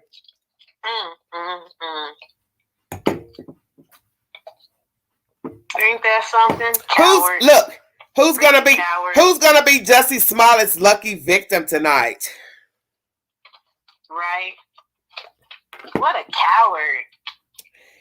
Ain't no way I be a man and I sleep with that motherfucker. Did you hear what I said? Next you come tomorrow, he'll say you raped him. Yep. You sure? Yeah, you can't lie. He took advantage of me. Oh, he beat me up. He put a noose around my neck. Yeah, exactly. He tied me up. He put me in the trunk. Shit. Right. You better go. Look. You better go find you some ding ding somewhere else, but you better not mess with Jussie Smollett. You better leave that motherfucker alone. Ooh, I cannot believe. Yeah, he cannot be. No, if he pulled this off. Oh yeah, you can't. I would never trust him. You can't trust him. I would never trust Jussie Smollett. I wouldn't take that motherfucker to the Starbucks. Did you hear what I said? Nope. I wouldn't take him nowhere. Ain't that something? Wow. And then what's her Cookie? What's her name? I forgot her name. The actress. Taraji. Yeah. We gonna call her Tay Tay. Okay. Yeah, Tay Tay. Oh wait. I cannot. Tay Tay. Tay Tay, you gonna pay Jussie Smollett's bill, Tay Tay? Wow. It's disrespectful to And where Tay Tay and what Tay and look and what Tay Tay man and what Tay Tay man at? Shut up, Queen.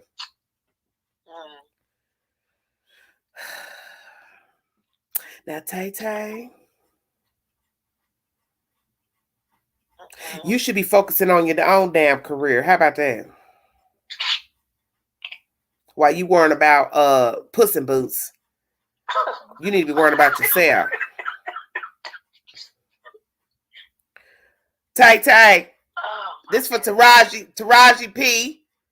We gonna start calling that heifer Tay Tay because she acting like a Tay Tay from the hood. Tay Tay. I lost all respect for her. Tay Tay, you need to worry about yourself, boo boo. Worry about your man. Worry about whoever your little friend is for the evening. You worry about your business because you worried about Puss in Boots. You worried about the wrong person, baby. That's not your concern. You worry about Tay Tay business. That's what you do. She was speaking up for her friend, comparing his situation to the death of Emmett Till, that a white woman lied on Emmett Till, and she's comparing that death of a child many moons ago to what has happened to Jussie Smollett. I couldn't believe that. She Tay Tay wrong. You hear me? Disgraceful. Yeah, she's disgraceful. Yeah. Taraji P need her head busted up too because she's wrong for that. That's some foul shit right there. Disgraceful. Yes. Go look it up, Byron. It's all over YouTube, baby. I could not believe it. Well, you know, since y'all worried about it, let me put it on the big screen. Let's go all out with it. I said I was never gonna play this on my channel, but I'm gonna go ahead and play it. That's just disgraceful. All of it is they all disgraceful. Yeah, it's all disgraceful. From the attorneys to him, to her, they all disgraceful. And an embarrassment. Total embarrassment. I need the Houston News. Let me And our sisters is rolling over with that shit. Let me look it up on my phone. Let me see. Everything they fought hard for. I mean, it's just so much. It's laughing stock now. Yeah. Well. Yep. It's gutter, man. It's a fucking gutter. Bunch of gutter rats. I don't even think I saved it. Because I didn't want to save it. Let me see. Yeah, I didn't put it on my channel.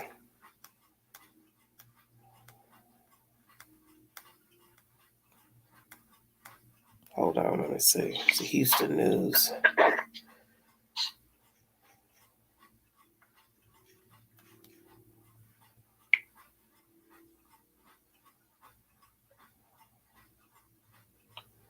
Here it is. Hold on, baby.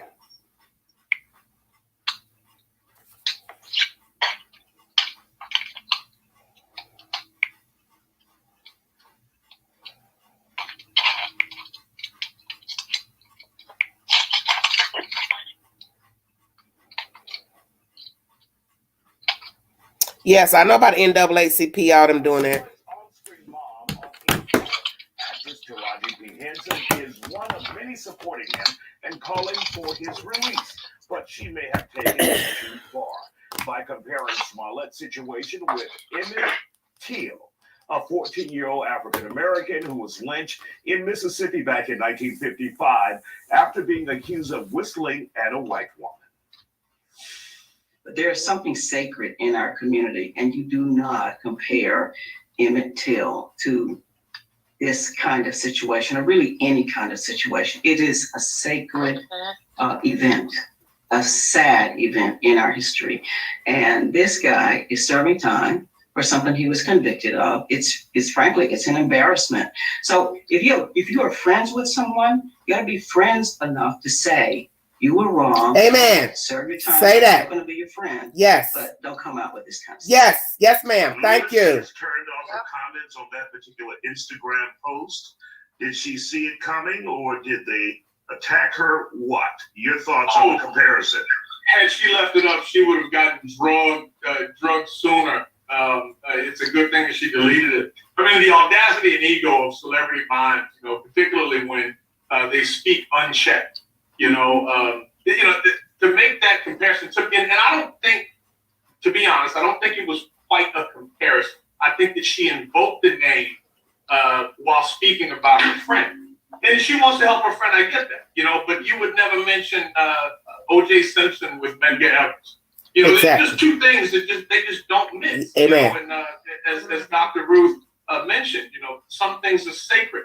And that's one of those things. I think Jussie needs to just meet a nice young man, while he's there. I think he's got 70, 80 more days with good behavior, and he'll be fine. That's what I think.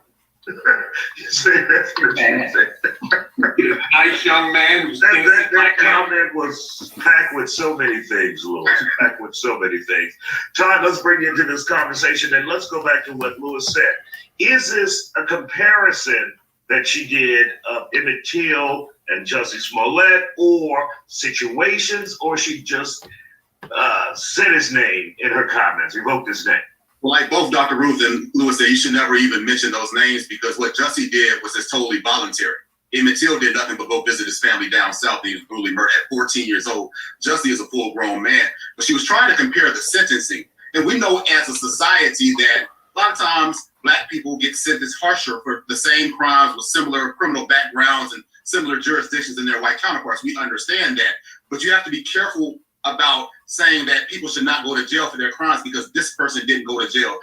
I'm from a family where 4 or 5 people been murdered. Yes. Nobody, to my knowledge, has ever gone to jail for any of those crimes. I can't go out there and rob a bank and say, oh, dude that killed my Uncle Hollis and killed my Uncle Francis didn't go to jail, so I should not go to jail. I think that's a comparison she was trying to make. Go ahead, baby.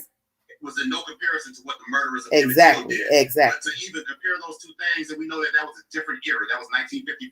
All-white jury, segregation in Mississippi. Yes. You can't necessarily compare those two things. And one person getting away with a crime should not justify somebody else going out and doing a crime. And I think that that's a slippery slope. I hear people using that argument all the time. You might be the fool that got caught. And Jussie was the fool that got caught. He has to do his time. Like Louis said, do your 70 days or whatever, 150 days or whatever it is, and go about your business and let's move on. Jussie messed up. The system didn't mess over Jussie. Jussie messed over himself. Amber, let's hear from you. Yeah, I agree 1,000,000%. And I understand that she's trying to prove a point with the justice system being unfair. We know it is. I mean, it's proven that the stats show it. But I also agree that there's a time and a place to know the difference between something that was chosen and something that was not. I mean, a murder compared to a self-hate crime to get attention for yourself. Are you out of your mind making the comparison? And I agree, it's a good thing she turned off her comments because she was going to get drugged for real. Blaine, let's hear from you. Last week you said Hollywood was filled with liars.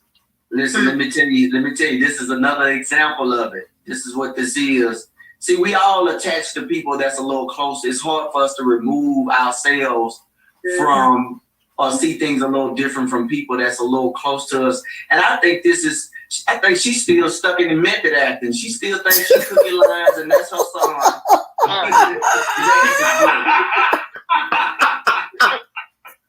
Go ahead, brother. Tell it. He said method acting. Yeah, she did try to pivot. She did try to pivot this thing into Yeah, the movement. like that's her real In the kid. Black community to suggest that a celebrity can just, kind of make a backhanded comment like this, which it was completely a ridiculous comment. But to think that somehow she was going to garner some support from the Black community, particularly, All right, that's the said information. What do you think about that? All right, everybody. Thank you for joining me. 121 viewing. Well, you heard it. You're not going to garner any support of a black child being murdered in the 50s by some white people because a white woman lied on a 14-year-old black boy. And then we later find out that she said it didn't happen. So therefore, how the hell does that have anything to do with Jussie Smollett, who willingly made up a lie about what allegedly happened to him? He also sent threatening letters to the studio that this, and this about him, which we already know that's a farce as well. He's diabolical. So you crazy ass folks want to fall in behind Jussie Smollett, you knock yourself out. But when he bring that dagger out, don't say didn't nobody warn you. Right. He's a walking time bomb. I wouldn't have nothing to say to Jussie Smollett. I wouldn't look at him. I wouldn't talk to him. I wouldn't offer him work. I wouldn't fool with him at all. Because what you have to tell yourself, he's the same person he was when he went forward with that crime in 2019. Because he has not shown any remorse. He's still holding on to the lie. And now you got people allegedly calling and saying they're threatening him. And now he's free. Yeah. So that's what you need to think about. Somebody sends a call to TMZ, and now 2 days later, he's free. Do I think it damaged Taraji's career? I don't know. I mean, that's her personal opinion. People have still gotten work from giving up opinion that a lot of people didn't agree with. She'll probably still get work. But people now know she's not level-headed. Exactly. People now know she's not level-headed, and she's not thinking with a full deck, and she's insensitive to the black plight. She's an African-American. She should be sensitive to what our ancestors have gone through. And obviously she's not. So that lets me know Taraji P ain't woke. And this is the same bat that sat up and talked about how long she was in the business and didn't get her accolades and didn't get the roles that she wanted as an actress. She was in the business for a long time and didn't get no major roles. Because as they say in the street, it wasn't your time to shine. That's why. Wasn't your time to shine. And now that you done got a little shine, you rather take your little shine and aid Puss in Boots on a lie. So maybe you don't really need to shine. Tay-Tay.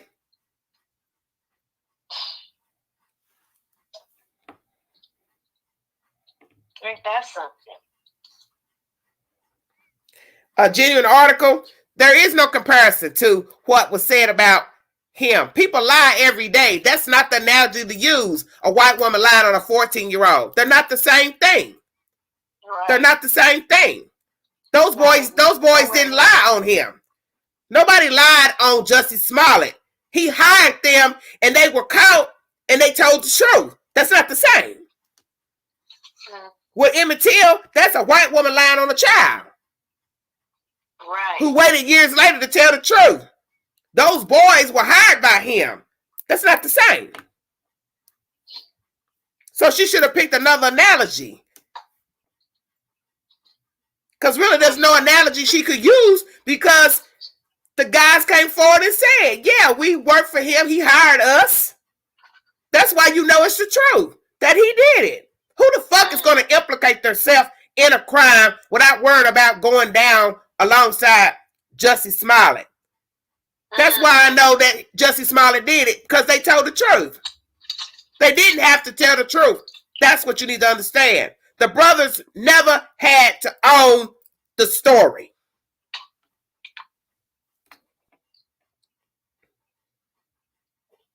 Well, I don't really care about what she said. Frankly, I didn't want to play what I play. I played that because I was making sure her mouth wasn't moving in this piece, which is good. Because I don't want to play anything that Taraji P has said. Because there's nothing that she has to say of relevance to me. Because I never wanted to play that on my channel. Nothing that she has said pertaining to Emmett Till. Because Emmett Till doesn't have any business being in the same conversation with Jussie Smollett. They're two separate situations. One doesn't have anything to do with the other. Whether it be the crime, lying, neither one has nothing to do with the other one. Yep, I agree with you. Yes, Cindy, two different stories, exactly. Totally two different stories. That neither one has nothing. Neither one has anything to do with the other one. What she did was foul by even comparing the two. She's a foul ass bitch. Well, Tay. I guarantee she won't apologize about it. Queen said from East Tennessee, you foul like your friend, like your son. I'm like them. Maybe she still thinks she on Empire. Oh, did you help me out, Crystal? Thank you, Cindy. I told you it's gonna be the same. Thank you, Cindy. She shouldn't have said anything. Exactly. Know when to be quiet. See, that's what a lot of people don't understand. And a lot of famous people don't understand that. You think because you're famous, you should go out here and start telling stuff and repeating stuff and speaking up. No, baby, you need to know how to lay in the cut and be still. Mm-hmm.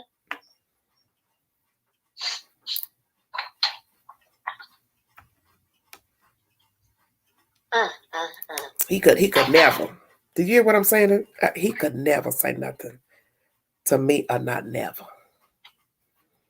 So what you think is going to happen now? Thank you, Sosie. Well, hopefully, put his ass back in jail and make him do his time. That's what I'm hoping. It's that when they go through the process, that somebody will see this was not no double jeopardy and that he deserves to go to jail because in the end, he agreed to the original $10,000 and the community service, which was not a trial. That was not a trial. There was no trial one. He was not found guilty in a court of law, number one. Yep, I'm hoping they send his ass right on back. And wouldn't he be sick? You hear me? When he eats some good chicken or something. Ooh, what you talking about? Another scheme. Wait a minute, running on the beach. He doing this little thing. Yeah. And then somebody come along. Jussie Smollett, yes. Oh, you have the right to remain silent. Shut up. Yes. Yep, when you least expect it. That's what I hope happens to him. Yeah, he deserved every day in that damn jail. And let's talk about the fact that this lawyer with his proper ass sitting up here talking, and then he got to go back to Africa and tell me what the hell was going on in Africa with his daddy. And I want to say, Negro, if you don't shut up, I ain't trying to get no history lesson about your genealogy. Okay. The fact that they said he was in jail 6 days and didn't eat nothing but drink cold ice water. Girl, bye.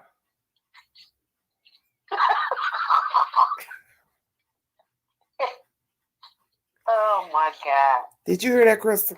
Wow. He didn't eat nothing. Cold ice water. And then he had the nerve, the lawyer, let you know the lawyer crazy. He's going to say, well, what would you do if you was in there? Then he had to try to take it back because he knew that really isn't a question you should be asking somebody. Because you don't know what somebody would do in jail. First of all, I'll speak for Queen. I'm a big girl. I'm going to eat.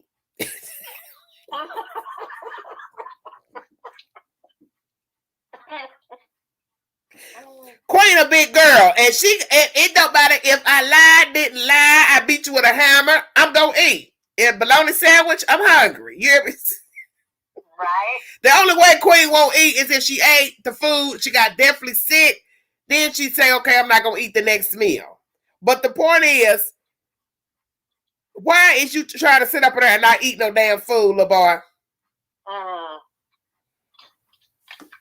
Well, let me guess. They was going to poison him. That's going to be the next thing. You still have 5 months. You be dead by week 1.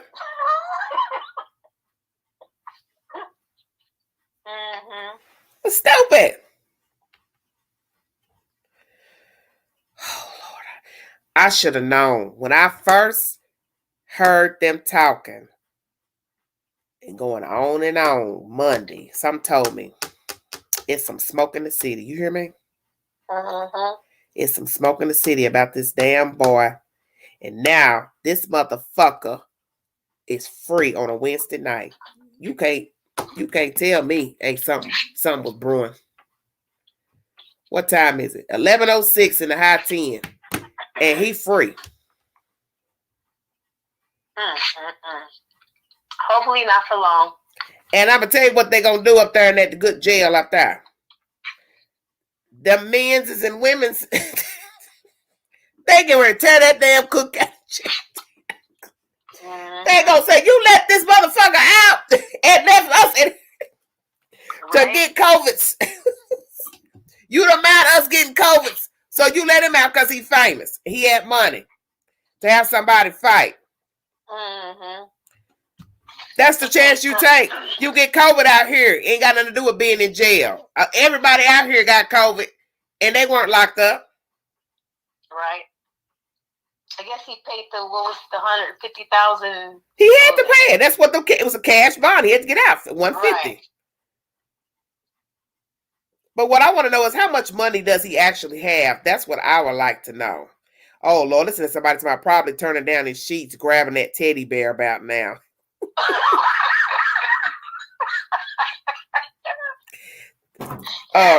Rag dog, you crazy. Somebody, he got some good friends. I hope he knows help ain't free. He ain't got no good friends. His money got him out. Understand, he paid his lawyers, Tiff. He paid his lawyers. They filed the paperwork. He had the cash money or whatever. He got out. Bottom line. Mm-hmm. His money is what got him free. Yep. Oh, somebody said they're going to tear him up on Saturday Night Live. Oh, yeah. I'll probably watch Saturday Night Live this week. I haven't watched that show in years. But I'll probably watch it Saturday night because, yeah, they're gonna run him down. Mm-hmm. He made it. So next he'll probably be singing. Yep, I'm waiting for somebody to come out with a song. He'll make a song. I wonder did he see R. Kelly in there?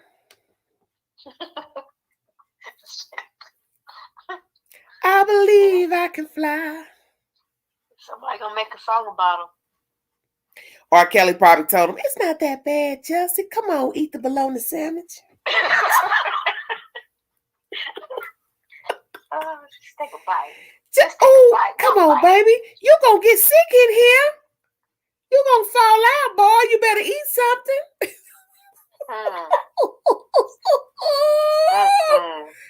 And what Kim Fox ass said. Mm-hmm. You know she favors Oprah Winfrey to me. Yeah. Mm-hmm. Kim Fox, she gave a statement too. I read an article about her the other day, and she steady talking that same shit too. That this was injustice, it was wrong, blah, blah, blah. And I quit reading. So I thought, well, you know what, Kim? Whatever. Just admit. Just admit you liked him. You all were happy with the little money they brought to the city of Chicago, which we already know they brought jobs, bringing that show to Chicago. And you didn't want to accept the fact that he's a liar. You've probably watched the show and you thought that he was a great person, but he's not. He's a pathological liar. He's a sociopath. Right. Yep. He's a sociopath. That's the bottom line. Hit the link if you want to give your opinion. I'm 2 hours and 12 minutes in. I'm going to wrap this live up here shortly. If you have something you want to say about Jussie Smollett being released from jail, he is no longer inside of a Chicago jail. He's free like OJ all day. We will see what will happen with the appeal process. I'll bring you the set information. Frankly, I can go all week talking about Jussie Smollett because they're giving me content. Who knew? I'd still be talking about Jussie Smollett a weekend. Somebody said, listen, somebody, look, somebody said somebody made a track called I'm Not Suicidal. Y'all crazy.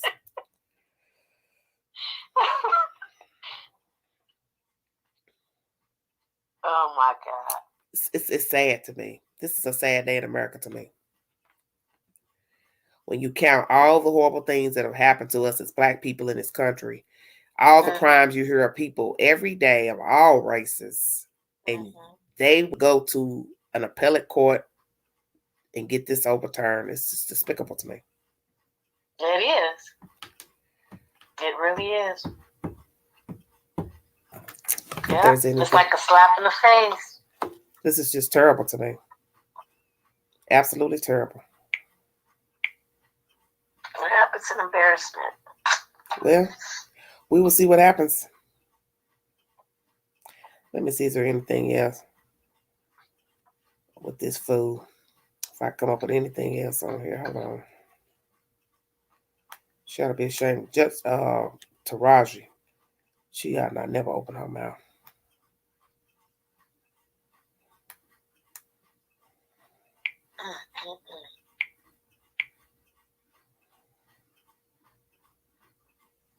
Wow.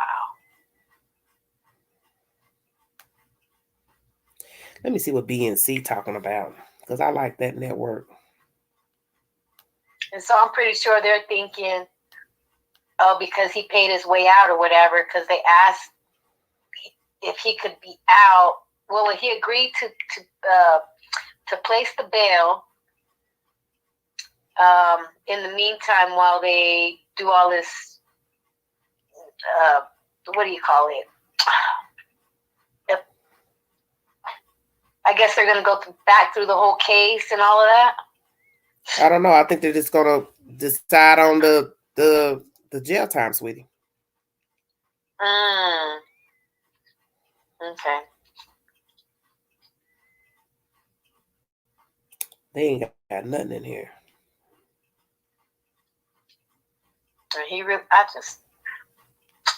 I'm surprised they don't have nothing in here about him on the BNC. That's strange. I wanted you to give me information about that black boy that was found in that well. Man, sad, huh? I mean, did they have a suspect? Nope. Nobody knows. He looked nothing. awfully tall. He looked awfully tall in that picture. That's what I thought was strange. How did he get down in there? How far down deep was he? That's what I'm curious about. 200 feet. Well, then it wouldn't matter about him being tall then. So that hole is 200 feet. 15 inches wide.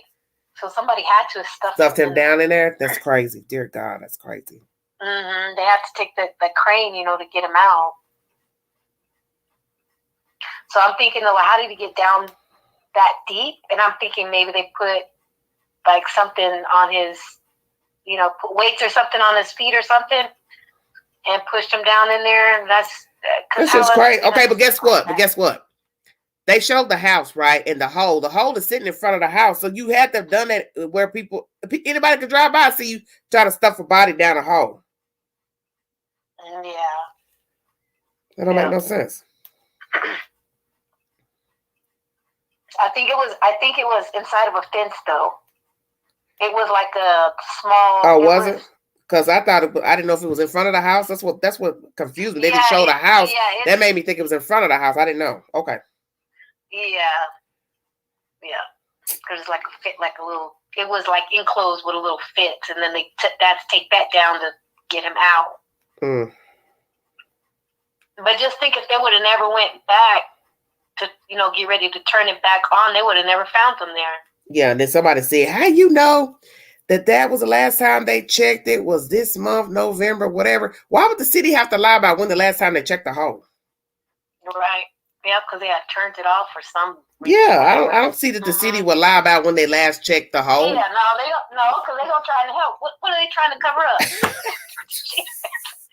That's what kills me about people. Everything's a damn conspiracy. Yeah. Just except the fact he was in a hole.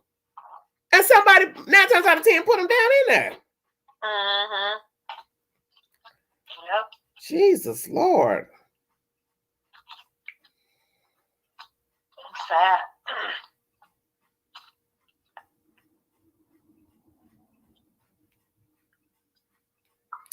I wonder if Jussie Smollett has a YouTube channel.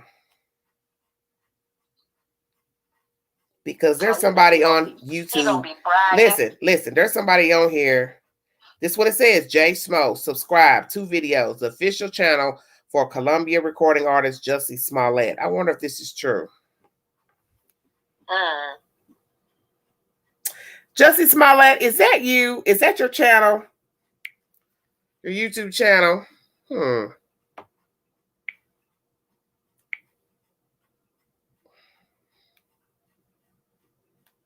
know you're gonna be posting about it. They let me out. Hold on. Cause they know that they're wrong. J Smo.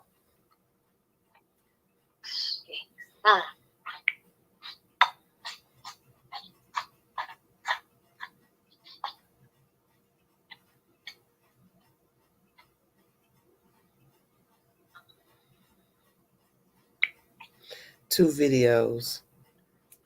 Let's see when it was started. The official channel for Columbia recording artist Jussie Smollett joined March 8, 2010. I don't know if I believe this or not. Links got Twitter, Instagram, Facebook, Columbia Records, YouTube.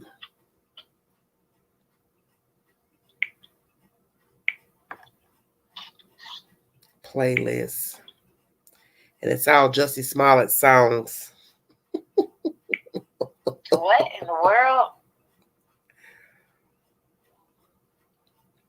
Yeah, because there's nothing on here recent. Mm-hmm. I don't think. Everything's a year ago, 4 years ago. Oh. 1 year ago, 5 years ago. Yeah, there's nothing on here that's new.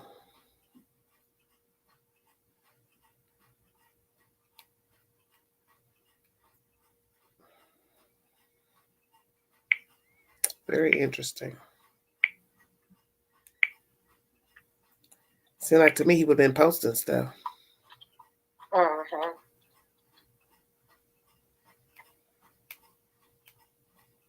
You would think so. I don't see nothing on here. Yep, I see it where they got him walking out.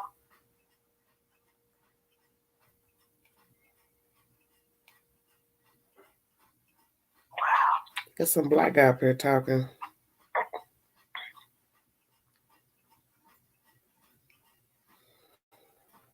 Yeah, they released him during the appeal. So once they go through that, yeah, hopefully they take him back. Hold on. I think he deserves jail.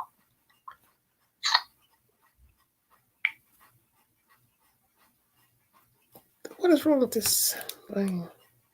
Jussie Smollett is a very famous French actor being attacked. Happens to the best. Don't ever forget what happened to that French actor. You know what I'm talking about? Jussie Smollett is a very famous French actor. Somebody kept saying that in my chat. I thought they keep cracking jokes. I had to block them. I'm like, what are you talking about? Y'all never heard of Jussie Smollett? Jussie Smollett is an actor from France.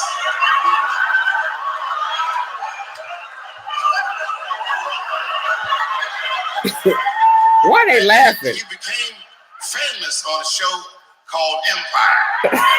Oh, it's a joke. They getting that from him. One night, he was in Chicago late at night and was the victim.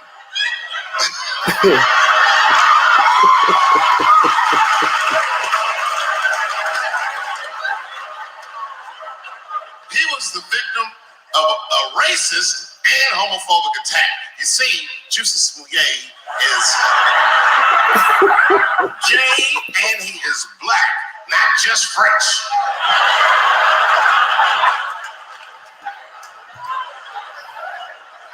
Oh, it was a crazy story. Apparently, when he was walking down the street late at night, two white men came out of the shadows with MAGA hats on, beat him up, tied a rope around his neck, called him all kinds of niggas, and put some bleach on him and ran off into the night. This shit was like international news. And everybody was furious, especially in Hollywood. It's all over everybody's Twitter feed and Instagram page. Justice for Jussie and all this shit. The whole country was up in arms, just talking about it all the time on the news. And for some reason, African Americans, we were like oddly quiet. We were so quiet about this shit that the gay community started accusing African American community of being homophobic for not supporting him. What they didn't understand is that we were supporting him with our silence because we understood that this nigga was clearly lying. Say that! Yes! Yes! None of these details added up at all. Go ahead, Chappelle. He said he's walking down the street in Chicago and white dudes come up to him and say, "Hey man, aren't you that faggot nigger from Empire?" The fuck? Does that sound like how white people talk? No white people. They don't talk like that. Are you that faggot nigga from Empire? They would never say that. It sounds like something that I would say.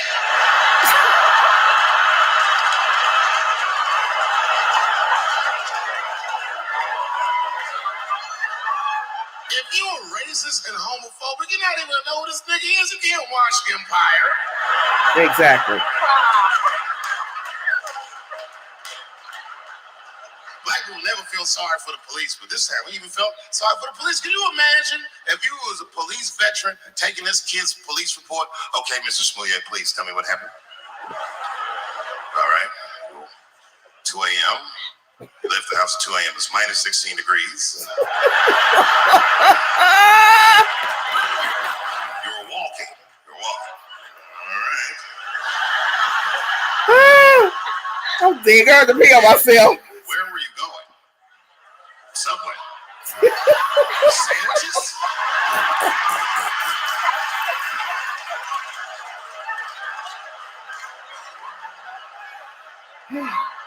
Okay. That's when the men approached you? Did you see them? Oh, girl, my bladder. What they have on? Ooh. MAGA hats. MAGA hats on in Chicago. Excuse me 1 second. This is yeah. Frank, come here for a second. Find out where Kanye West was last night. Damn, not Kanye West. He's wrong for that. That's all right. That's all right. Courtesy of David Chappelle. That's raw right there, baby. That is ain't nothing to say after that. Oh God, I hope so. I hope so. That is so funny to me. Yep. Oh my God. Think about it. He's telling the truth. He is telling the truth. He's telling the truth about it. Because it makes no sense. But yeah, everybody knew he was lying when he opened his mouth and said that. Yeah. Yeah. From the start, it just didn't even make sense. And you know that it just seemed like it was played out. Well. Wow. How did it come to this? I'm just stunned right now. Well, because he had money, that's it. Hold on, yeah, man. money. The show wasn't because, the defense was just so good, and his attorneys were just so good, or nothing like that. It wasn't that. And it wasn't because, the courts know it was wrong and this and that. No, it wasn't that. It was because he had money and he paid his way out. That's all it is. That's it. That's it. He's foul. He lied. He's still lying. And that was in 2019, and he still wants to hold that same lie. So, yeah, you're right. He hasn't recognized, he hasn't acknowledged or... Let's hear from Kim Fox. You want to hear from her? Sure. Matter of fact, I'm gonna play it on the big screen. Hold on. Yeah, I'm interested to see what everybody has to say now about this. Okay. I want to see their take on it. Hold on a minute, baby. I would like to see what oh my God, what's his name?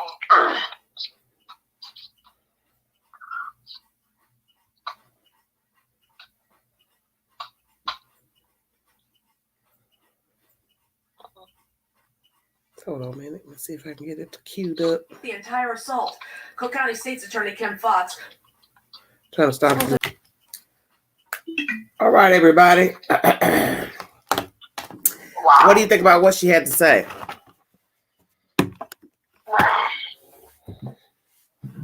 Bullshit. Yeah, this is how I look at it. First of all, Kim Fox, we don't know any more than what someone brings forward. So therefore, when he dialed 911, that was on Jussie Smollett. Right. That had nothing to do with you being black, brown, gay, or anything. You made a sound decision to call 911 about a hoax. And whether it's predominantly black people hurting each other, harming each other, some white people aren't being arrested for the crimes in Chicago, whatever. It is a predominantly black city. Okay? I would think. Or a high percentage are African American. Then you're going to have probably a high crime rate of black people hurting each other. Do you understand what I'm saying? Right.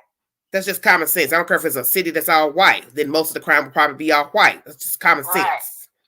So therefore, why are you even mentioning that? Two, once again, he is the one who called the police. Nobody knew he called the police. Nobody knew he had a problem. Nobody knew nothing. Nobody knew but you, him, the police department. So don't act like we're so fascinated with Jussie Smollett, because I'm not. We didn't know any more than what you brought forward. So now with all this new double jeopardy bullshit, blah, blah, blah, you are trying to compare other crimes that have happened with black people. They're not getting attention. Well, we already know that we have missing people, dead people that are black, and they don't get the attention that they deserve. We already know that. That's not something new to us. But that still has nothing to do with a person of color, gay, calling 911 as if somebody did something to them and they didn't, and it didn't happen. The reason why this became a spectacle is because he's Jussie Smollett. That's the point. He was a famous person who called. Right. Naturally, it probably wouldn't be a big deal to air it on the news if it was a regular Joe that called and said, somebody beat me up, the police did their investigation and they saw it wasn't true, and then they would have just told the person, hey, this is what we found out, blah, blah, blah. But it made the news because he's famous. So don't try to downplay it like everybody was chasing him behind this story. They chased the story because he called 911 and you revealed to the public that he allegedly was accosted. So it wouldn't have mattered if it was Beyonce or Jay-Z or whoever. It would have played out the same damn way. Yep. The fuck is she talking about? He's famous. Right. He's famous and he called 911 that somebody attacked him. So of course it's going to make the news. Of course the reporters are going to stay on the story. But the point is, your friend went ahead and paid a fine and took community service, which shows me he knew he was guilty. And what was your reason for not following suit? Because it's a class 4. Well, guess what? It's man who decided to give it a class 4 title. But people go to jail every day for misdemeanors. You see what I'm saying? Right. So if you all felt like it was no big deal, Kim Fox, since you want to ride that gravy train, that it's no big deal, it's a lowercase felony. Well, bitch, if you felt like it was such a lowercase felony, then you should have made it a fucking misdemeanor. Since it's not that important. Since it's not that important that he concocted this scheme, wasted resources from the police department of Chicago, then you should have made it a misdemeanor. So you're talking about your dumb self. You're the dummy trying to make it seem like, well, what a big deal. It's a lowercase felony. Other people have done things, blah, blah, blah, blah, blah, that are white, green, and they didn't go to jail. See, that's a slave mentality right there. Yep.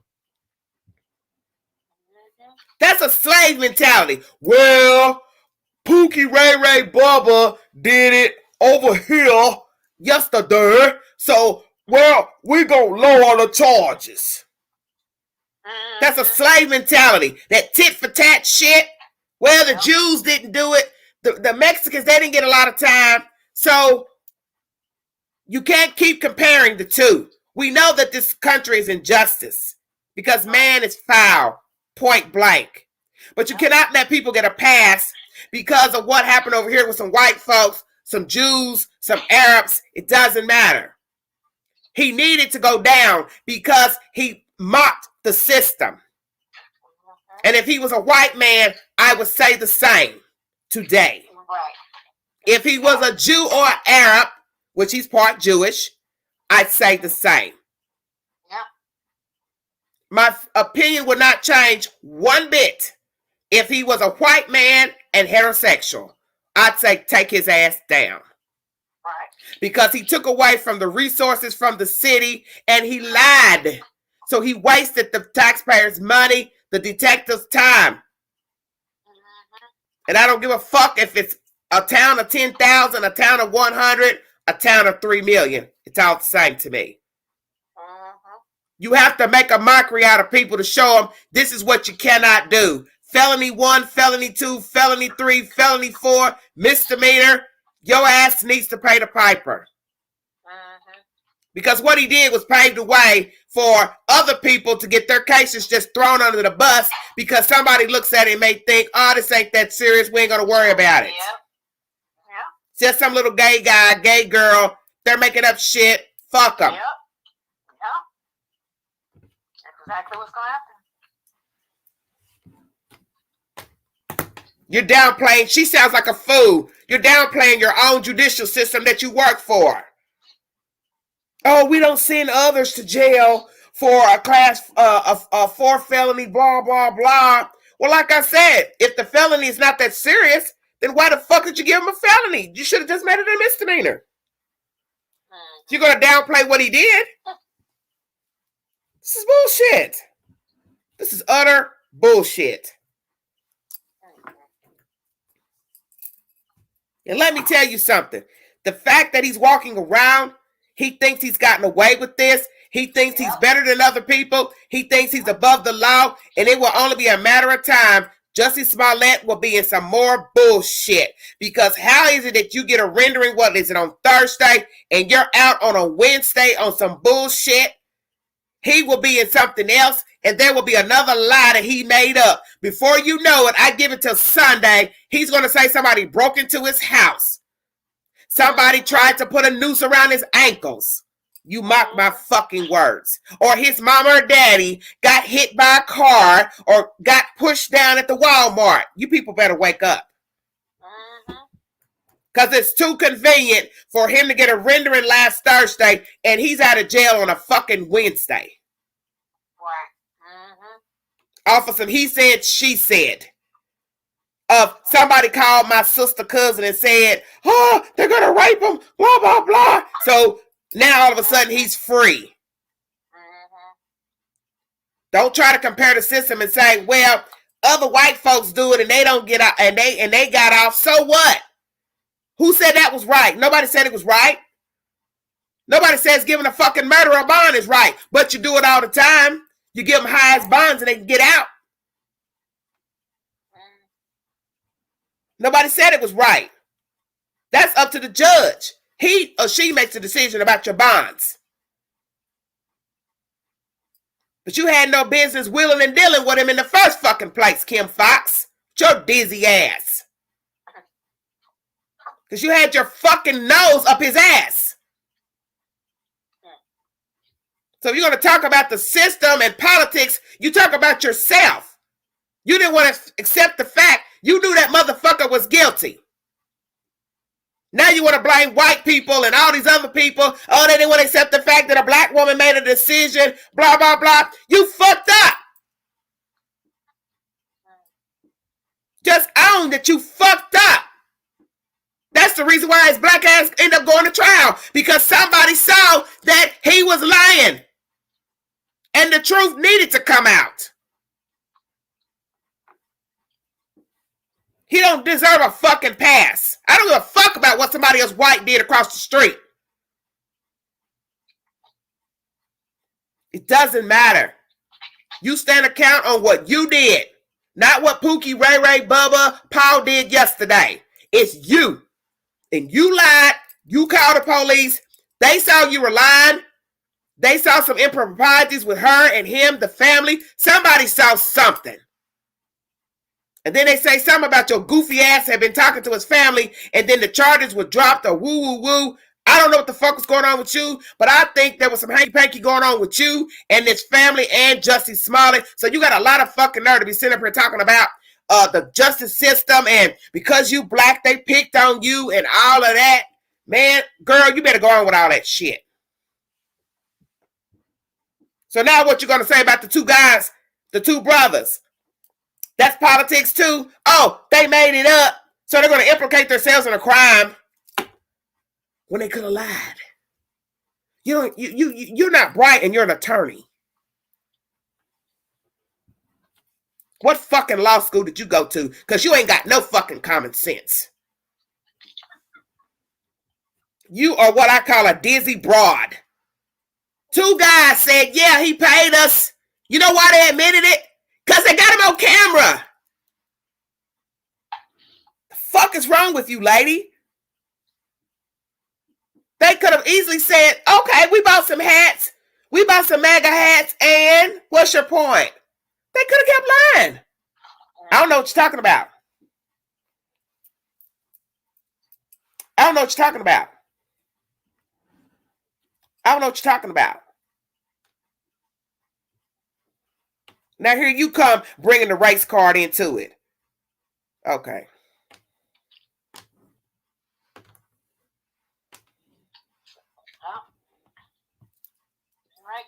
This is sickening.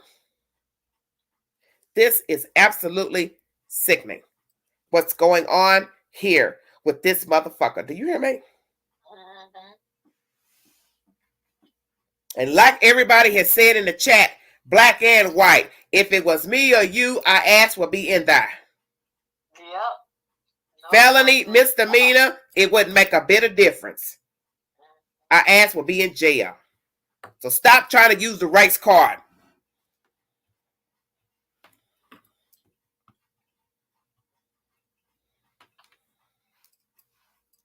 Yep, and you're right. You're right about the two brothers. They didn't never have to admit it. That's what people don't understand about this story. The brothers could have held the lie out to the very end. Yep. Prove we did it. Prove we did this to him. Prove we're involved. So what? You see us on there getting hats. So what? We do what we want. We grown. Prove it.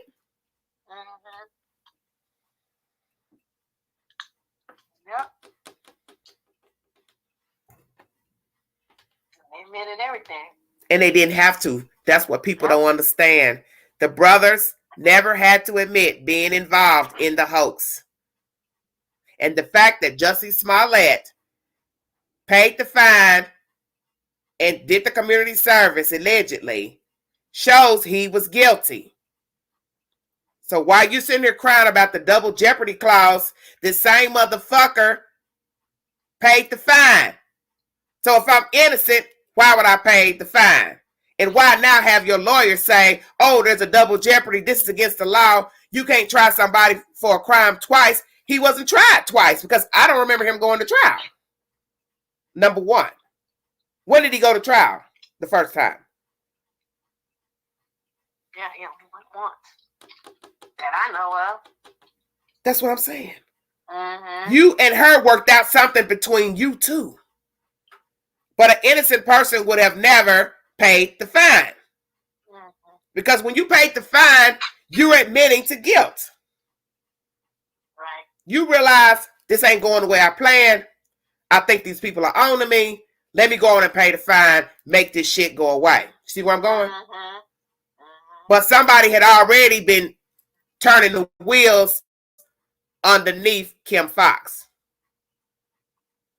Somebody was still seeing and digging. Hey, there's more to this story.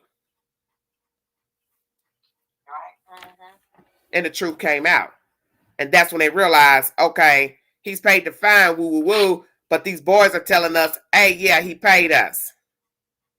Why would they even admit to that? That's what people don't seem to understand. It's like, what don't you get about this story? They admitted it. Why would I admit to this when I could have easily lied?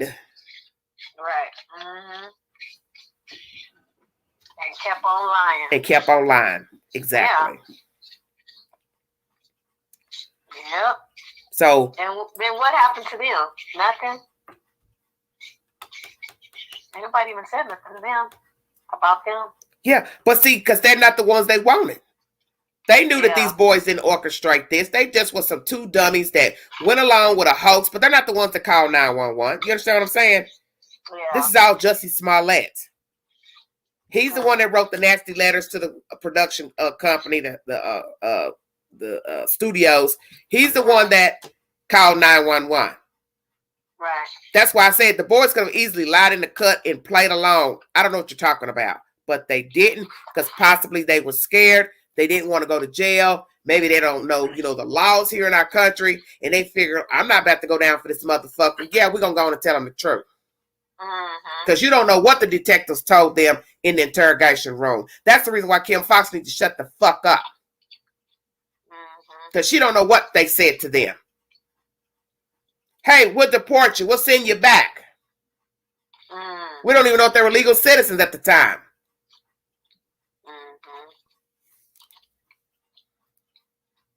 Could have easily got them for accessory to a crime. Well, like she said, it ain't no big deal. But they don't know that. They don't know the laws. Right.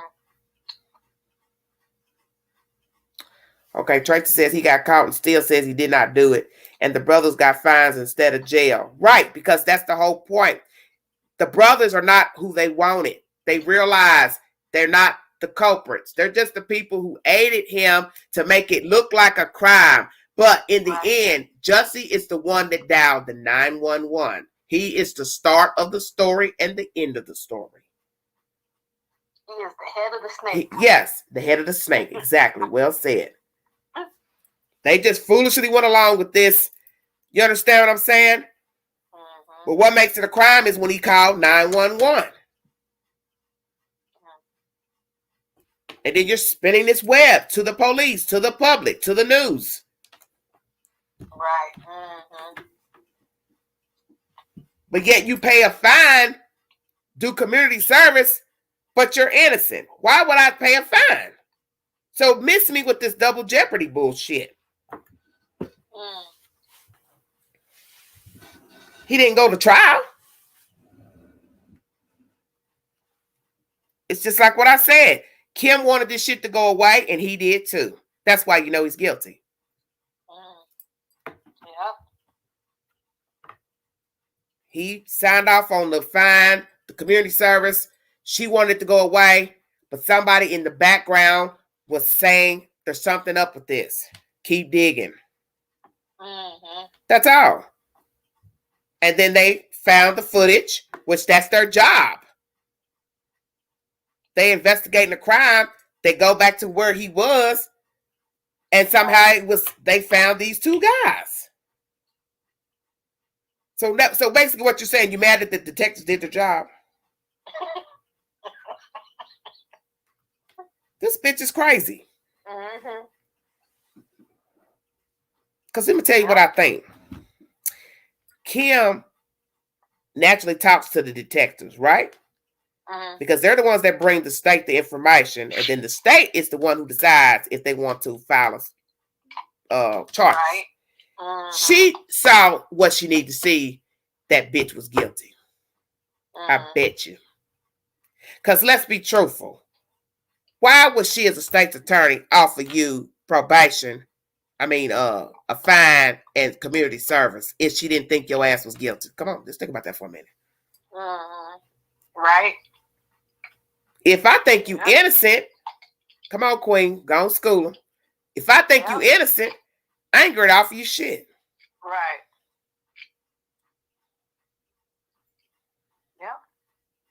Yes, Tracy said it. Yes, someone said there's something wrong with this. and investigated. Exactly.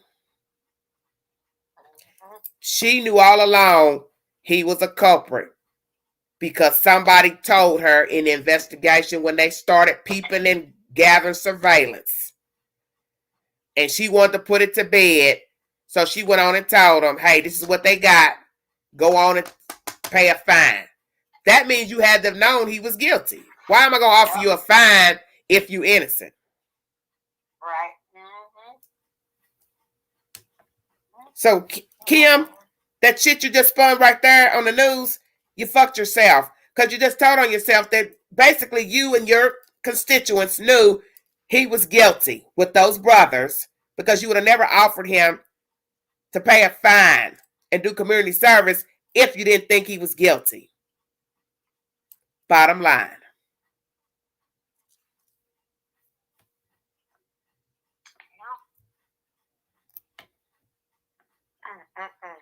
Anything else you want to say? I'm going to top out here. I'm almost at 3 hours, baby. Anything you want to add? I gave him enough of my attention. Yeah. This is just an atrocious case out of Chicago. And it won't be the first and it won't be the last, because right now, many of you who follow my content know that I talked about a story last week pertaining to I think her name is Sherry Papini out of California. She exacted a hoax as well, pretending she got kidnapped. And she stayed with her ex-boyfriend for 3 weeks while people were worried sick about her. She's also a mother of children.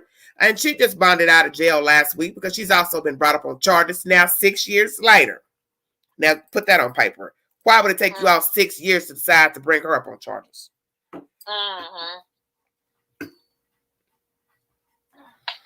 Because it don't take 6 years to do a phone drop of digging in a telephone and getting information.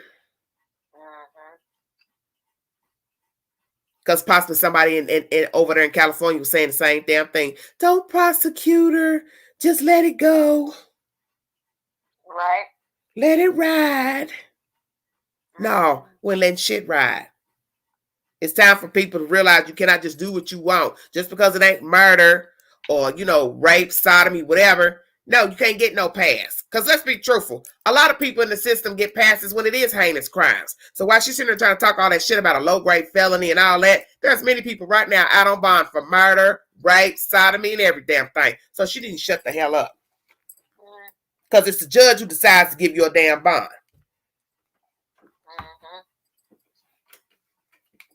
That's the truth. Well, he can brag about all he want, Tracy. What he need to worry about is somebody climbing through his window.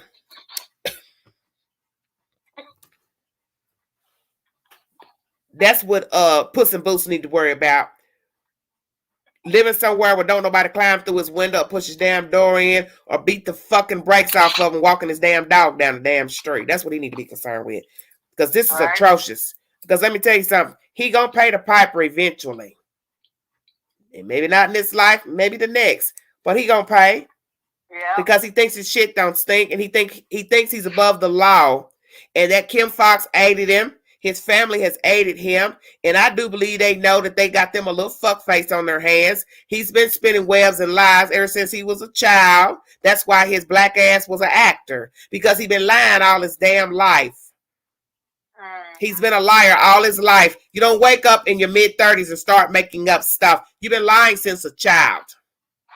He's been spinning stories. And if you go in the book of life, somebody probably will eventually tell the truth that he's been concocting stories and fables since probably a child or preteen. He was never a happy person. He used to make up stories.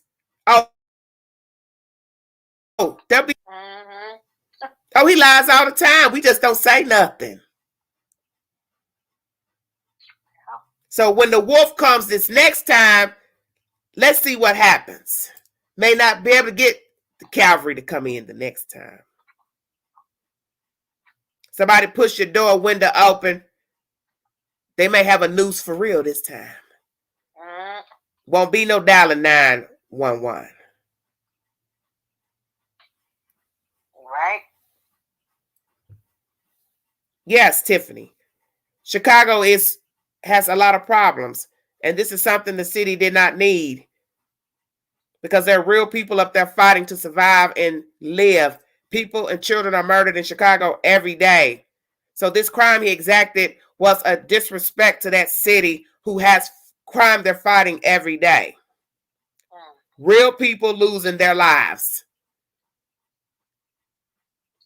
Real people dead. I was going to talk about that. Chicago probably has the richest funeral homes in America. All from the wannabe gangbangers killing people. And whenever a funeral home has another funeral home across town or in the suburbs, that should tell you how much money they're making. For putting dead people down.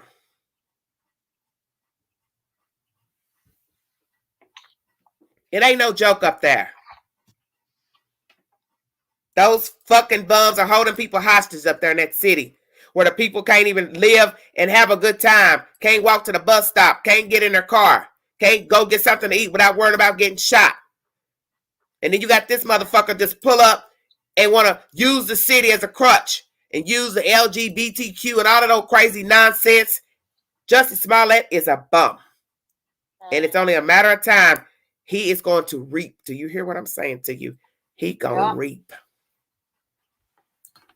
And there'll be no Taraji P. There'll be no Kim Fox, Alfre Woodard, Miss Jackson, Black Lives Matter, the Innocence Project, NAACP, Push, all of you. Y'all ain't gonna be nowhere around when it's time for the wolf to rear its ugly head. All you're gonna do is sit back and be, oh, I can't believe it. Why would they do such a thing? What I always say, don't ask why, ask why not. I did it because I could. Just like the lie he spun, January 29th, 2019. He lied because he could. Thank you for joining me, everybody. If you want to donate to the channel and the Dream Everyday Shenanigans, $ Big Angie 129 Cash App. God bless all of you. Have a safe week and weekend. I will be joining you all tomorrow with or later today rather, with a crime vault story. It is a case of a woman who went missing out of Tennessee. Part of her remains were found up north. I will bring you that sad and tragic story. It's a developing story as I speak. I want to thank you all for joining me. God bless all of you. Stay safe. This is the sad information coming out of Chicago. Jussie Smollett has been released from jail. Appellate court gave the rendering. Court TV was my source this evening. Thank you all so much for joining me. If you want to verify anything that I've played, it's in the YouTube queue and via my community page. Thank you for the love. God bless all of you. Thanks for hanging in there with me. 3 hours strong. Y'all loyal, I must say. Thank you. And Jussie Smollett. Bad boy. What you gonna do? What you gonna do when they come for you? Bad boy. They gonna get your black ass. I'll put that on everything. They gonna get your black ass. And let's see where your 92-year-old grandmama gonna be. That part. Good night. Hold on a minute, Crystal. 1 second. Shut your mouth.